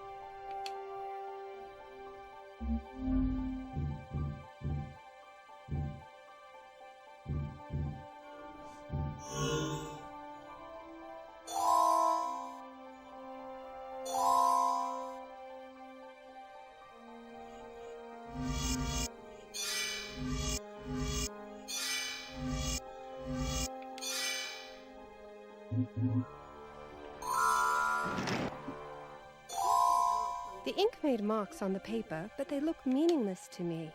For now, anyway. Whoops, I did not mean to do that. Now there are more letters on the paper, but I still can't make heads or tails of them.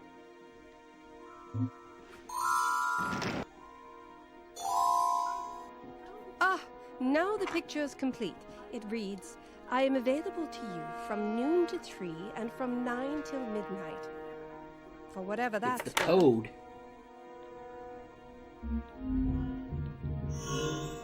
This ivy looks real, but it's actually made of cloth and wire.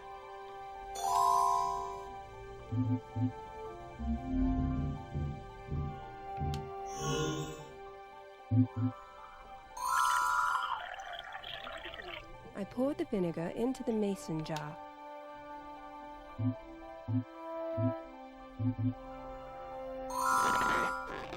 The corks are all floating on top of the vinegar.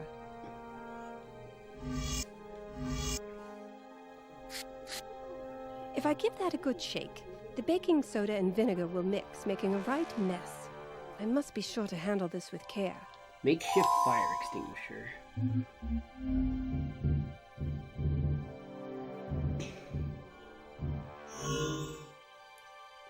I'm available to you from noon to 3 and from 9 until midnight. Another mirror door solved. Mr. Tavalouros, are you... What? Oh, hello. Sorry, just having a kip. Are you serious? The ship is sinking. How can you sleep at a time like this? Well, nothing I can do about it, is there?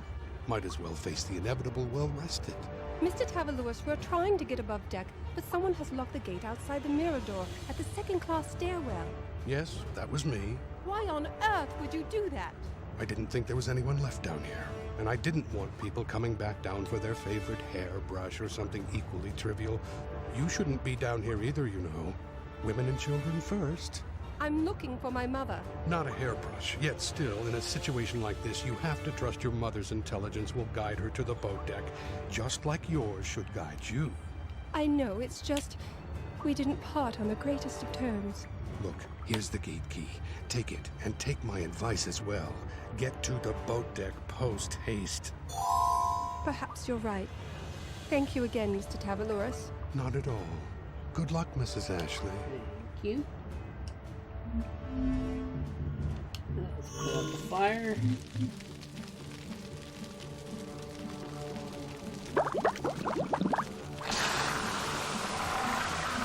Worked like a charm.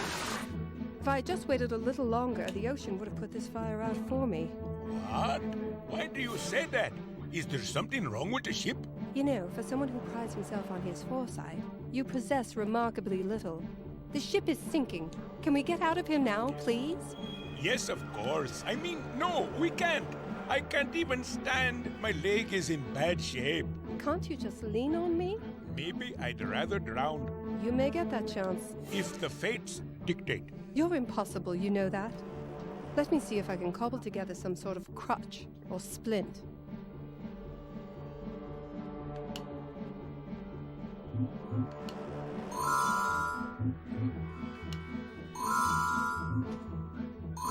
At last! We must make haste. Of course. By the way, you're welcome. I shall thank you properly once we are safely above deck.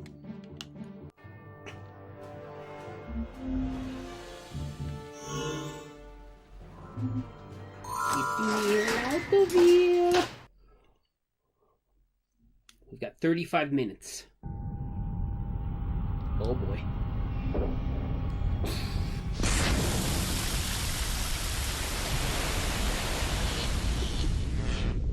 That isn't good.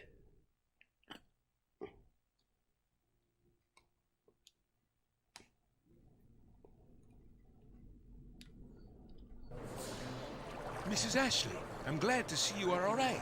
When I saw your husband come by without you a few moments ago, it was cause for concern. You saw my husband? When? Minutes ago, he headed towards the fore of the ship with much intent. He seemed upset. Well, doesn't he have reason to be? Things like this aren't supposed to happen. That may be, but in Venice we have a saying. The river will always win because it is patient. I haven't the slightest idea what you're talking about. It is pointless to front, Mrs. Ashley. We must embrace the flow. Have you been talking to Yannick? Now there is a forward thinker. I can't waste time talking about this. How about my mother? Have you seen my mother? Ma'am, there have been many people coming through this way, and much tumult besides. In any case, I've never even met your mother. Loud, insistent, convinced she's always right? She went aft about 10 minutes ago. Thank you, Vincent. Be safe, ma'am.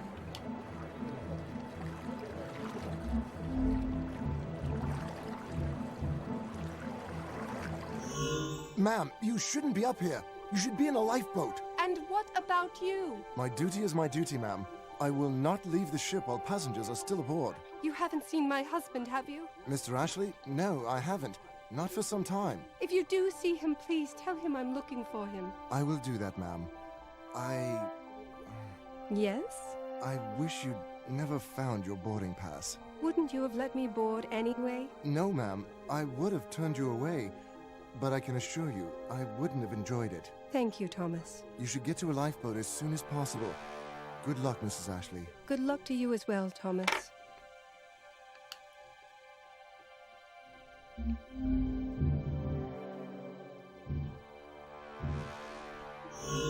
George? What are you doing here? Punching! Yes, I can see that. You do that well. But you need to get to a lifeboat. This isn't the time to play. They wouldn't let me in here before. Now they said stay here. What? Someone told you to stay here? Who was that? Man in them shippy clothes said another skip would be coming for me. When did this happen? Couple minutes ago. Fine by me, I says. I'm punching. This won't do at all. I must tell one of the crew.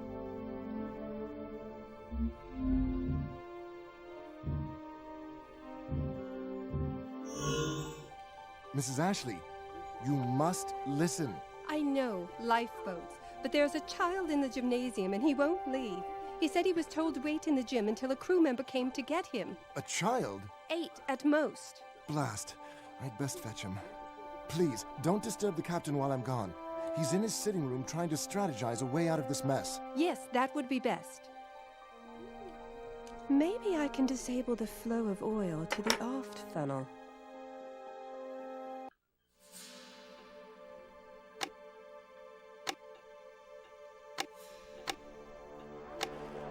My knack for breaking things is unrivaled.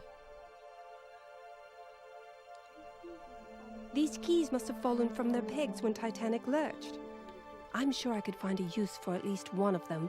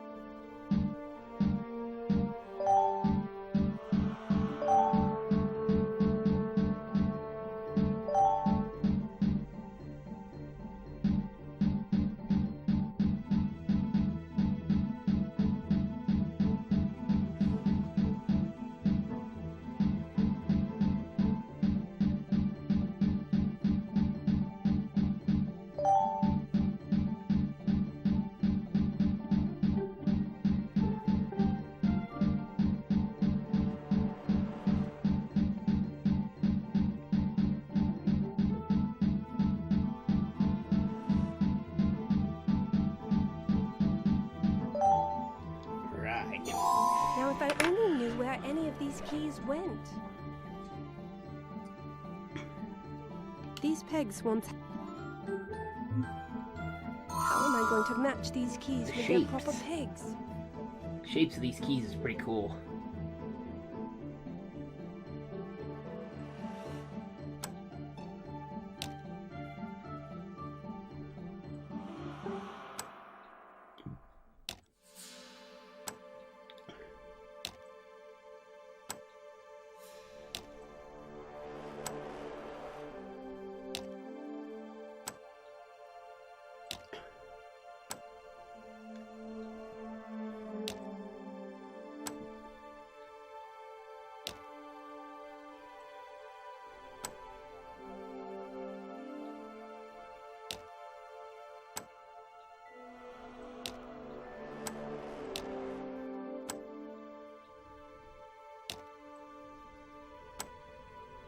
Yeah.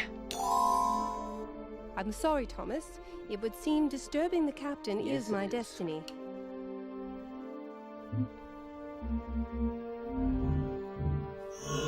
Captain, I don't think you understand what I'm offering you here. And I've told you, Mr. Ashley, I have equal concern for all passengers aboard. I cannot single out any person. What about women? What about children? They are singled out, aren't they? Well, of course, but that is different. My wife is in a delicate condition. You would have her be without her sole source of support? Your wife is... I did not know that, Mr. Ashley. I suppose congratulations would be in order were the circumstances otherwise. What's the point? You as much as said it yourself. We are sinking. We don't have enough lifeboats. We might as well dive in the water right now and make a swim for it. Now, Mr. Ashley, I know you're upset, but... I'd just as soon not hear anymore.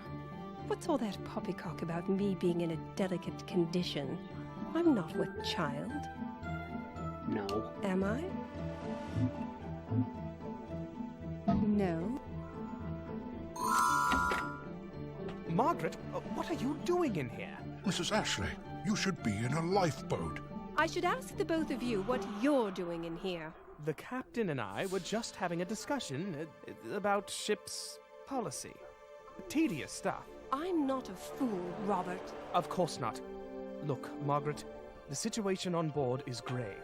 You think I don't know that? I've known that for ages. I tried to tell you, but you were too busy downing drinks to listen. If you'll both excuse me, I have duties to attend to. Margaret, please. Now is not the time. Well, you're right about that, at least. Meet me at the grand staircase. I'll join you there momentarily. We can discuss this further then. Yes, all right.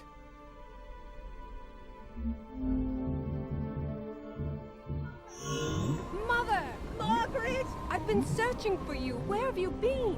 I've been searching for you! I've been up and down the decks! But it doesn't matter now. What happened here? There was a terrible explosion. It knocked me flat on the ground. When I got up, all this oil was flowing from the chimney. Smokestack, Mother. Whatever it is, I can't cross it. It'd take me overboard. Don't you try either, dear. Save yourself. Just stay there, Mother. I'll be back.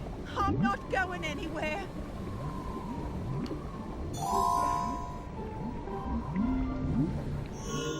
I could stand to vent a little aggression.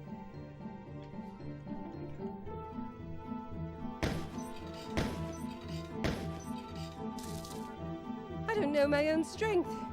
Say, I didn't know they filled these things with sand.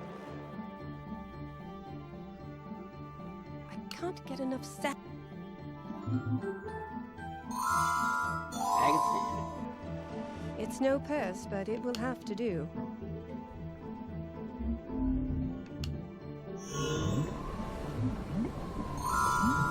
There, just gritting the path like winters in Somerset. Oh, me darling girl. Mother, I need you to stop running about the ship. We need to organize and get into a lifeboat as soon as possible. Oh, I agree, but... No buts, no accepts. Now please, just do as I say, Mother. Get to the ground staircase and stay there. I'll meet you there soon. If I must. Okay, so now the time has come to once again copy our save files so that we can get both endings and don't have to replay the game over again. Okay.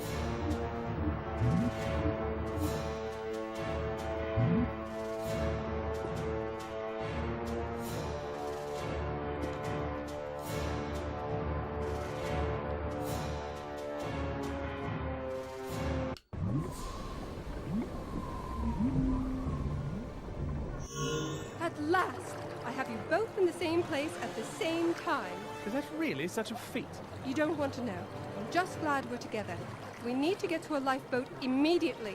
Margaret, I hate to rain on your parade, but I don't think it's quite that simple.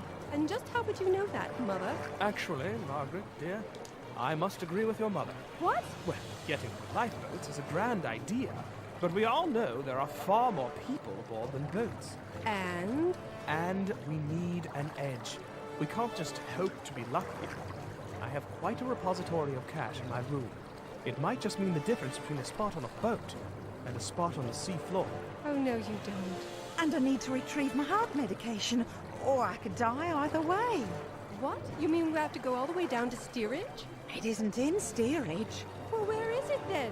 In the hospital. They wouldn't let me carry it with me. Said I might blow myself up with it. Blow yourself up? What are you on about? It's nitroglycerin. Can you believe modern medicine? The same stuff used in dynamite is the only thing keeping me alive. Well, we don't have time to do both. We have to split up. I'll come with one of you. Which one? Okay, we'll start by choosing option number 1 and going with Robert. I'll come with you, Robert. Mother has a much better chance of getting into a lifeboat alone being a woman. Perhaps my presence will increase your odds. That's likely true. So it's settled. Bye, Margaret. I love you. I love you too, Mother. Get to a boat, quickly. The ship looks like it's sinking from the bow. What the heck is up with that? It's supposed to be, it's saying, the stern is supposed to be sinking upwards. Graphics in this game are kind of cheesy, but I love it. I'll wait out here, Robert. Don't be long. Of course, this shouldn't take a second. Wait. What? Why? Why is the door to my cabin locked? You didn't lock it? No. Maybe one of the staff closed it to prevent people coming back to their rooms. That's brilliant. My only hope of survival lies behind that blasted door. Calm down, Robert. I'll see what I can do. One last puzzle. Helping Robert. If we were to do the other if we were to make the other choice, then we do the puzzle helping our mother. So. Okay. Now here's something that's actually taken straight out of the Titanic movie, which I really like, I appreciate. Roll the hose down, and then we use it to break open the axe door. We'll take that axe. Beautiful.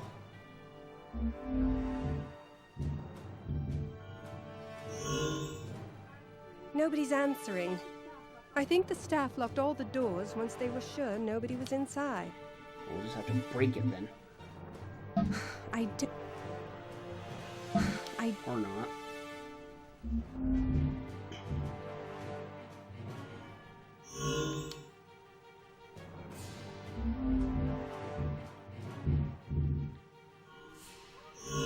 Thomas! Margaret, I mean, Mrs. Ashley, why aren't you in a boat yet? I need to get into my husband's stateroom. Good luck with that. They're locking all the doors as they clear people out. They don't want anyone going back after a trinket. It's no trinket I'm after. Do you have the key to my husband's stateroom? Me? No, I was in charge of staff rooms only. I have the key to the galley. Can I have it? Oh, well, I suppose so. Peckish, are you? Might be a good idea to grab a bite. Have to keep your energy up. Here you go. Thank you, Thomas. Don't take long, Mrs. I Ashley. won't be a minute.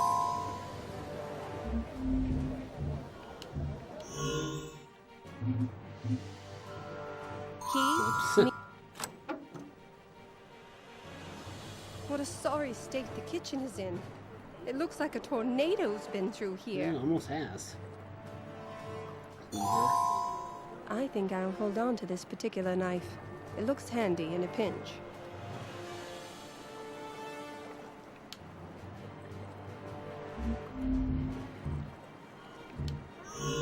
Now where did Robert get off to?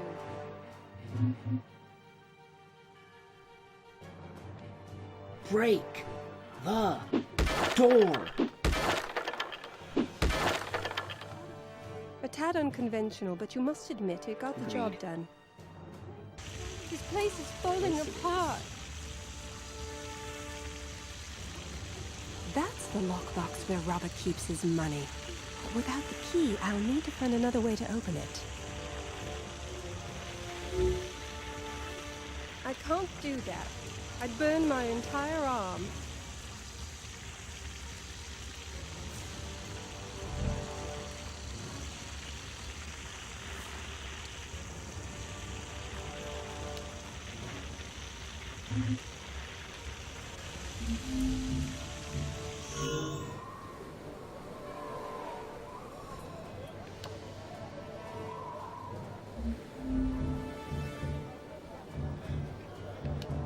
Oh yeah, I gotta use a cleaver to cut a piece of the hose. This knife will cut through just about anything. I'll just pocket the nozzle. We'll take that nozzle back to the stateroom, put it here in this pipe. The jet of water doused the fire. Now we can take the poker Still a bit warm. and use it to open this. I was able to pry open the lockbox, but the force has thrown the banknotes all over the room. Oh, let's find them then, shall we? Find 10 hidden banknotes. 1, 2, 3, 4, 5, 6, 7, 8, 9.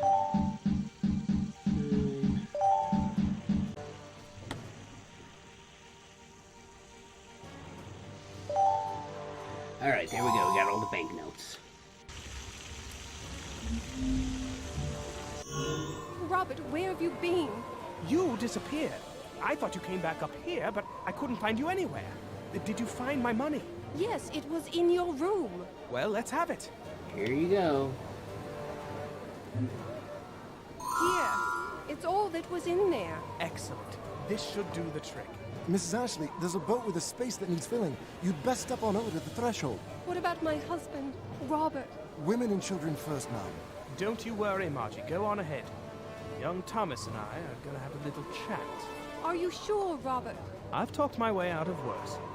Don't give it another thought. Just stay warm. I will. Please, please stay safe, Robert. I couldn't live without you. Nor are you, my dear. Now get going. They won't hold that place for you forever. Goodbye, Robert. I'll see you soon, Mrs. Ashley. Alright, and here's bad ending number 1. 3 a.m. The Titanic is gone. As I looked back at Titanic, her bow pitched impossibly skyward, I reflected on the choices I'd made. Not just those of the past few days, but throughout all my years. I always thought I needed a powerful husband to lift me from my meager beginnings into something grander. I never thought I might do it on my own. But she always had faith in me. She always our told mother me is I dead. could do or be anything I wanted. She didn't make it off. And I know that in her heart, she really believed that to be true. She couldn't have been more wrong. My mother was gone, but perhaps I could still pick up the pieces. I had Robert, and I had my newly christened sisterhood, those who survived. We lucky passengers aboard Titanic were forever bound to one another by those harrowing hours at sea. I knew that if I ever happened looks upon like any George of is, them, Odette's even after son. many years had passed, something in their eyes would allow me to recognize them on sight. We all carried the burden of those who slipped beneath the freezing waves that night, under a canopy of stars and the dying light of the flickering distress flare. Well, there's only like 10 people in the boat. There, shivering in those lifeboats, our eyes transfixed by the horror before us. We were attending a mass funeral for those who were not yet dead. It was our lot to remember them to the rest of the world.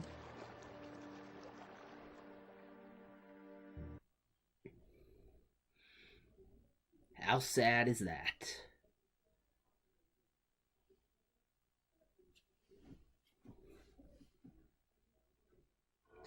So now Let's go ahead and reroll this one, and this time we'll choose to go with our mother. And I think you could probably guess what's going to happen if we choose to go with our mother.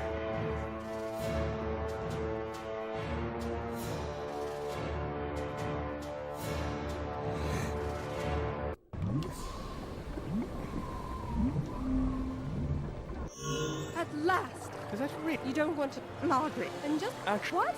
well, And... and Oh, no, you don't. And I need... What? It isn't. Well, where is... In the hospital. load. It's not... Well, we... Which one? I'll go with you, Mother. Robert is capable of taking care of himself. I'm not so sure you are. That settles it, I suppose. Don't mope, Robert. You'll be fine.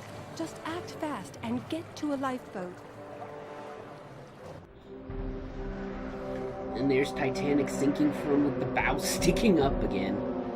Still never get over that.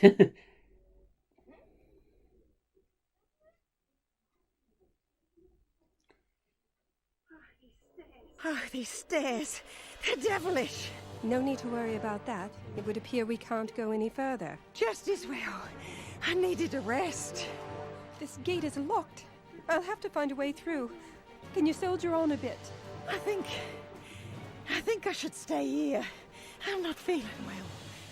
Is it your pills? Maybe I'll just sit here.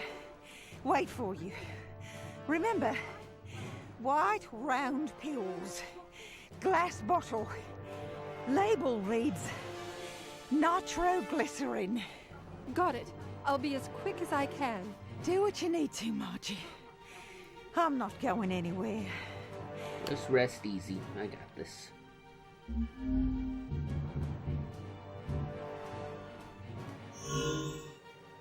Pick up this rowing seat. The rowing machine won't work without the seat, but that hardly matters anymore. Whew! Even lifting the medicine ball those few inches was near impossible. I'm sorry, Dean, but it had to be done. Oh, these tunnels look like they go on forever. I'd best take care not to get lost.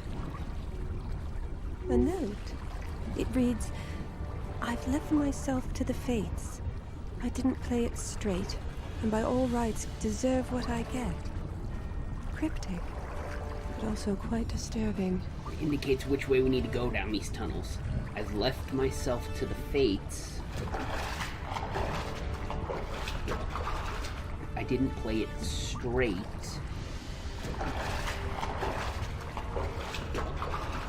And by all rights, deserve what I get. Left, straight, right. Now that we're out on this side, we can get into the hospital wing. Never thought I'd be spending so much time in hospital at my age.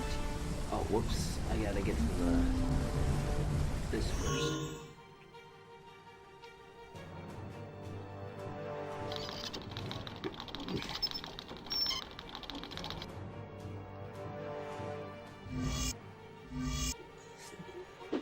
If your property needs destroying, kindly contact Mrs. Margaret Ashley, Vandal at Large.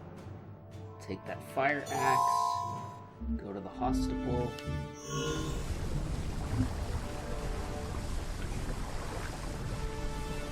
Break it open.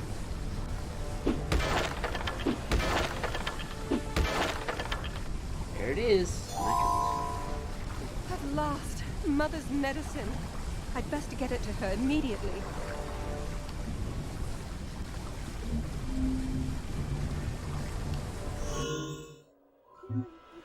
Here are your pills, Mother. Thank you, Margie. Now we have to get to the lifeboats as quickly as possible.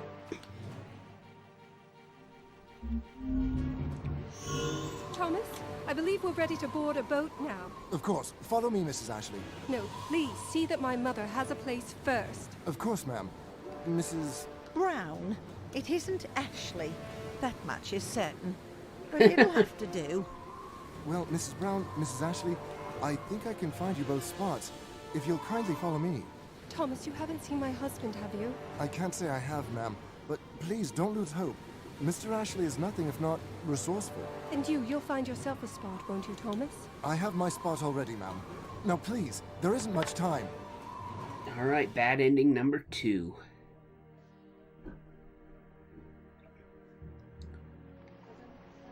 As I looked back at Titanic, her bow pitched impossibly skyward, I reflected on the choices I'd made. Not just those of the past few days, but throughout all my years. I had worked so hard to get what I thought I wanted. A powerful husband who could lift me from my meager beginnings to something grander. With one lapse in judgment, it was gone. Robert had our entire lives set up for us once we arrived in New York. And with that, Harbor. Robert's dead. I suppose now I'll have to He pick didn't up make the it pieces. off. Perhaps I'll learn something in the process. I was experiencing a mad blur of emotions. Sorrow, anger, fear. Somewhere buried in the jumble, vying desperately for my attention, was a spark of hope. I knew that once we reached America, I wouldn't feel alone. Besides my mother, I had my newly christened sisterhood, those who survived. We lucky passengers aboard Titanic were forever bound to one another by those harrowing hours at sea. I knew that if I ever happened upon any of them, even after many years had passed, something in their eyes would allow me to recognize them on sight. We all carried the burden of those who slipped beneath the freezing waves that night, under a canopy of stars and the dying light of the flickering distress flare. There, shivering in those lifeboats, our eyes transfixed by the horror before us, we were attending a mass funeral for those who were not yet dead. It was our lot to remember them to the rest of the world. So both the bad endings are pretty sad. Take your pick as to which one you think is less sad. Again, I don't know. You probably want to go with one of the good endings, but even the good endings, you still only have to choose one: your husband or your mother. So, all right. To conclude this playthrough, we're gonna play the bonus level, 97 years later, where we get to explore the ruins of Titanic, the sinking wreckage of Titanic.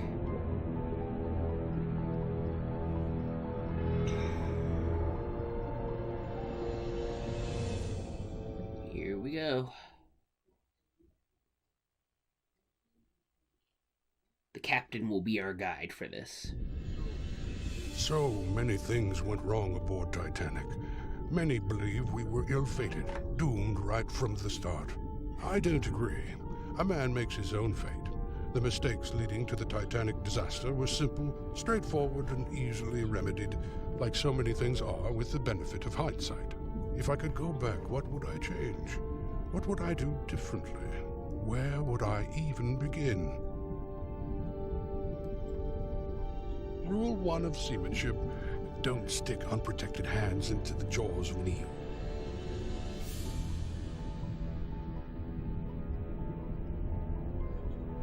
This was Titanic's accelerator. It controlled the amount of coal stoked, and thus the amount of power sent to the turbines. Determining a ship's course is far from an exact science, but science does play its part. Currents, weather systems, and other fairly predictable impediments are accounted for as much as possible. Without a doubt, crossing so near Newfoundland was a concession made for the sake of time. A more southerly route would have presented far fewer hazards at the cost of a few additional hours of travel. The risk was deemed acceptable by those at a higher pay grade than I.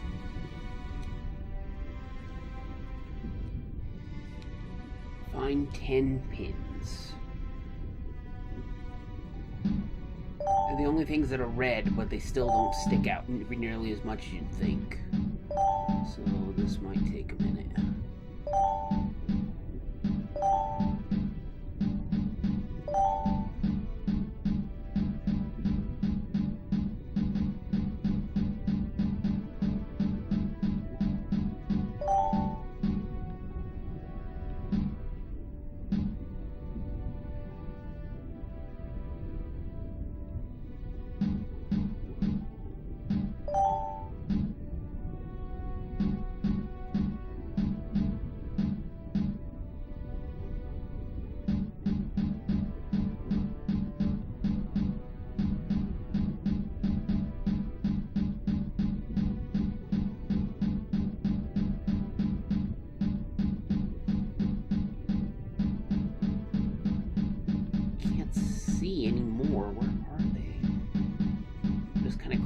randomly, hoping I click on one.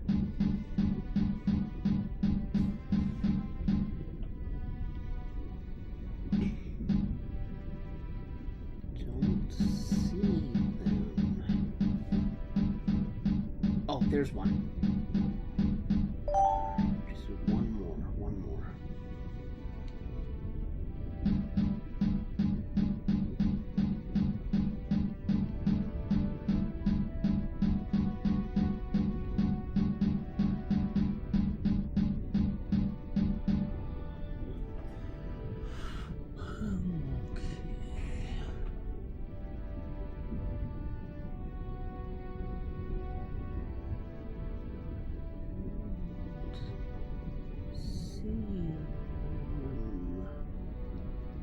Come on, I just need one more. What is it?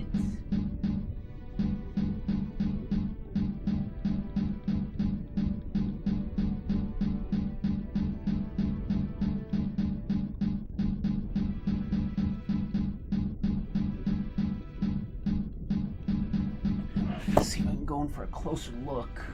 Get closer to the TV.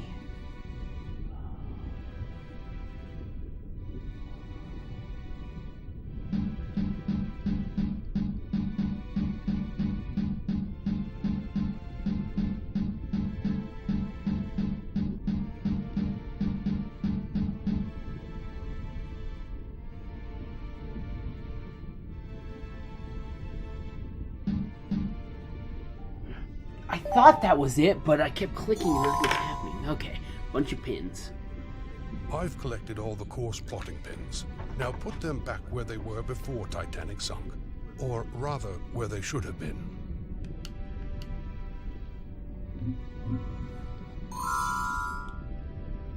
Chart a new course to Titanic by connecting the right navigation pins.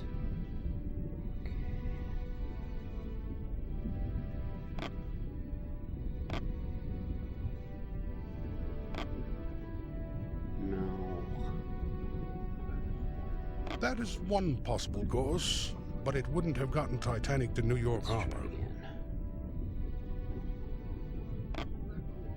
That course wouldn't have worked. The objective is to get Titanic from Southampton Dock to New York Harbor without running aground.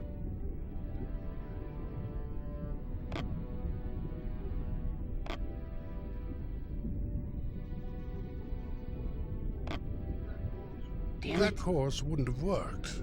Good night, the Big objective Dog. I love is to you. get Titanic from Southampton Dock to New York Harbor without running aground. Sorry, guys. My dad was telling me good night.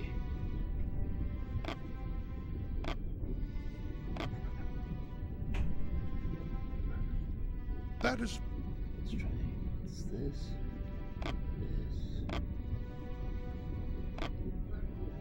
Damn that course wouldn't have. Maybe. There we go. I could have made such a course change, but in all honesty, there was no predictive cause for it. Had we received a warning message by wireless, it would have been done without question. But there was no such message, and so we plowed ahead, full steam towards our collective fate. So that's the first thing that could have been done to prevent Titanic's disaster is, changing course. At the time of Titanic's fateful voyage, the wireless radio was still considered a newfangled contraption. No sailor worth his salt relied on them much. They were an adjunct, not a necessity. This was short-sightedness on our part. The wireless transmitter and receiver aboard Titanic was not even owned by the White Star Line. It was owned by a private company, and it was their charge to serve the passengers, not the crew. When forced to choose between relaying a message about the stock market to an investor or a message about weather conditions, the missive to the passenger was always given priority. And so it was that we missed an important message in regard to icebergs in our direct path. That is not good. Find 10 missing pieces of the message.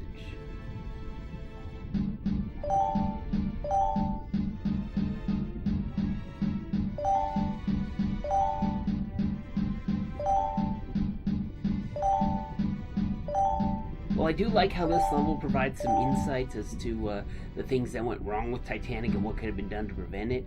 There are quite a... it makes it kind of hard to find things on this ocean floor, because you'd think that with everything being like all blue and green that the stuff would stick out, but it really doesn't as much as it should. So it can make it a little hard to find things sometimes.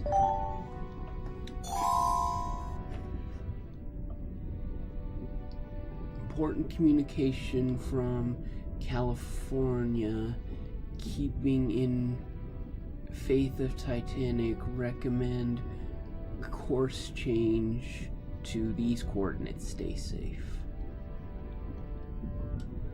A recommended course change. You would think this message would have warranted some serious attention.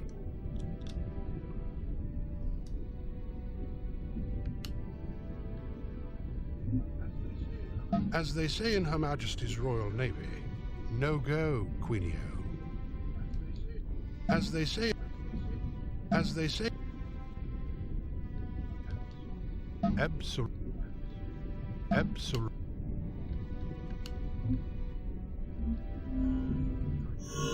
Titanic's outer hull was comprised of thousands of sheets of riveted steel.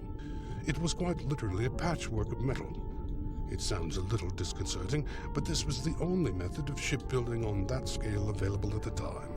Had the rivets been hot-stamped, that is to say, had the steel that they were driven into been heated after they were stamped, the joints between plates wouldn't have been so susceptible to the cracks that allowed the ice to penetrate as deeply as it did. Just another simple step that could have saved hundreds of lives. For sure. We need to find 10 rivets. Okay. All these stick out like a sore thumb, though, it would seem.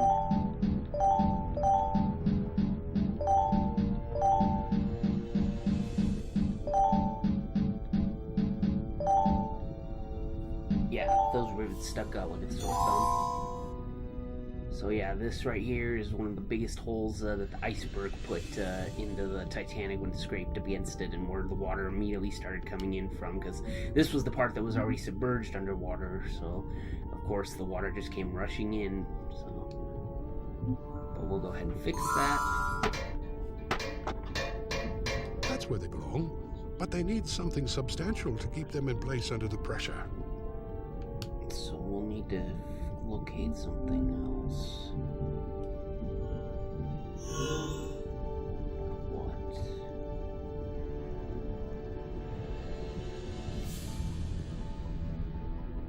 Rule 1 of seamanship.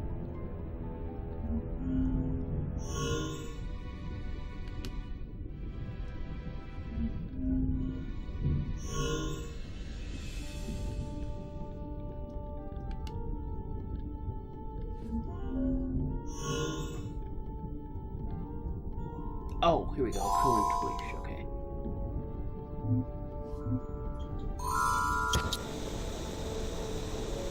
This seems like it should have been standard procedure. It does. Titanic was separated into 15 watertight bulkheads, but the word watertight is a little misleading. They were really only watertight from bow to stern. The tops were open, like gigantic cups. Titanic could have remained afloat indefinitely with breaches in 4 of the 15. But even with 5 breaches, Titanic should have stayed afloat well into the next day. The real problem that night was one of location. The breaches occurred in the first 5 contiguous bulkheads at the front of the ship. This caused the bow of the ship to dip down enough that water spilled over the top wall of the next bulkhead in line. This caused a domino effect.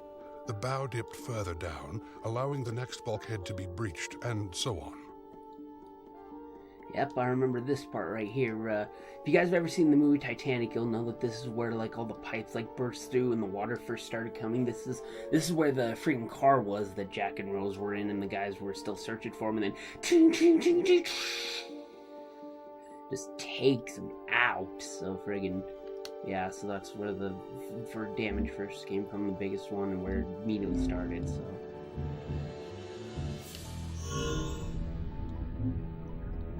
A captain should know his ship well enough to see that isn't its proper use. something I can click on that I'm missing here in this room.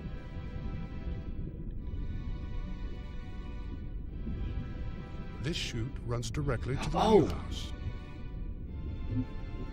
There we go. Had we received that message, Titanic would have almost certainly made it to New York Harbor without incident. I cannot blame the Marconi operators. They were simply following their own orders. The system was to blame.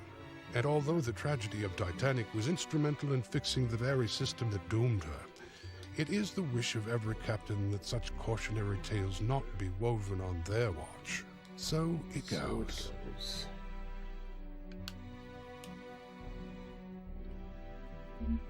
And it's cool how after he tells us stuff, it goes back to the way it was before it sank. So we see the after and the before. I've got to figure out what I'm supposed to do with this. The eel thinks that rod's either food or a mate. Either way, he won't like me messing with it, so I shan't. Got to be something we can click on or find in here to give to this eel. I thought if we went somewhere else, we could get an item in another location, but no, there has to be something that we can do here. This was Titanic's accelerator. The eel thinks that Rule 1 of... I feel like I'm clicking everything and yet getting nowhere. I feel like I can click on whatever this is, but I can't. This was Titanic's accelerator.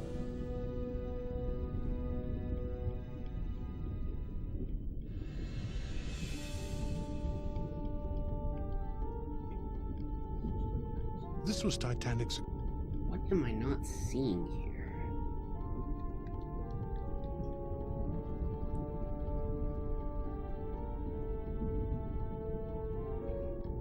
The eel...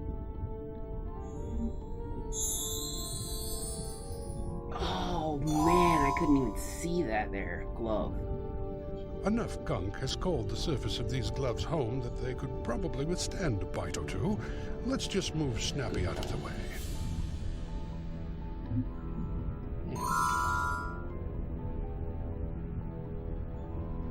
Rod, which should go right here.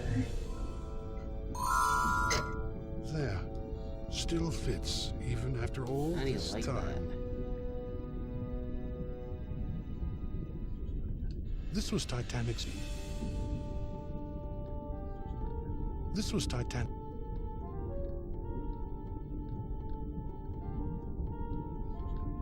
This was Titanic...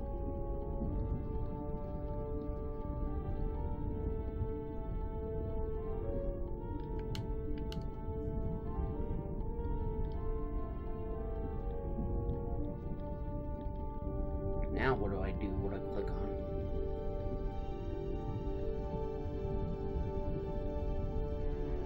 Put the rod in place, so I should be able to turn the wheel or something, shouldn't I?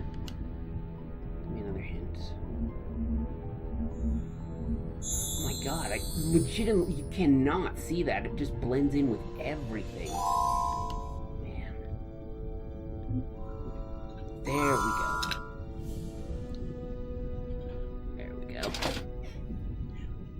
We shouldn't have been running full steam in waters we knew to be notorious for icebergs. That much is certain.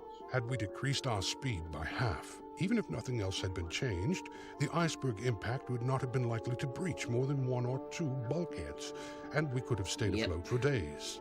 We wouldn't have lost a single person. We might not have even lost Titanic at all.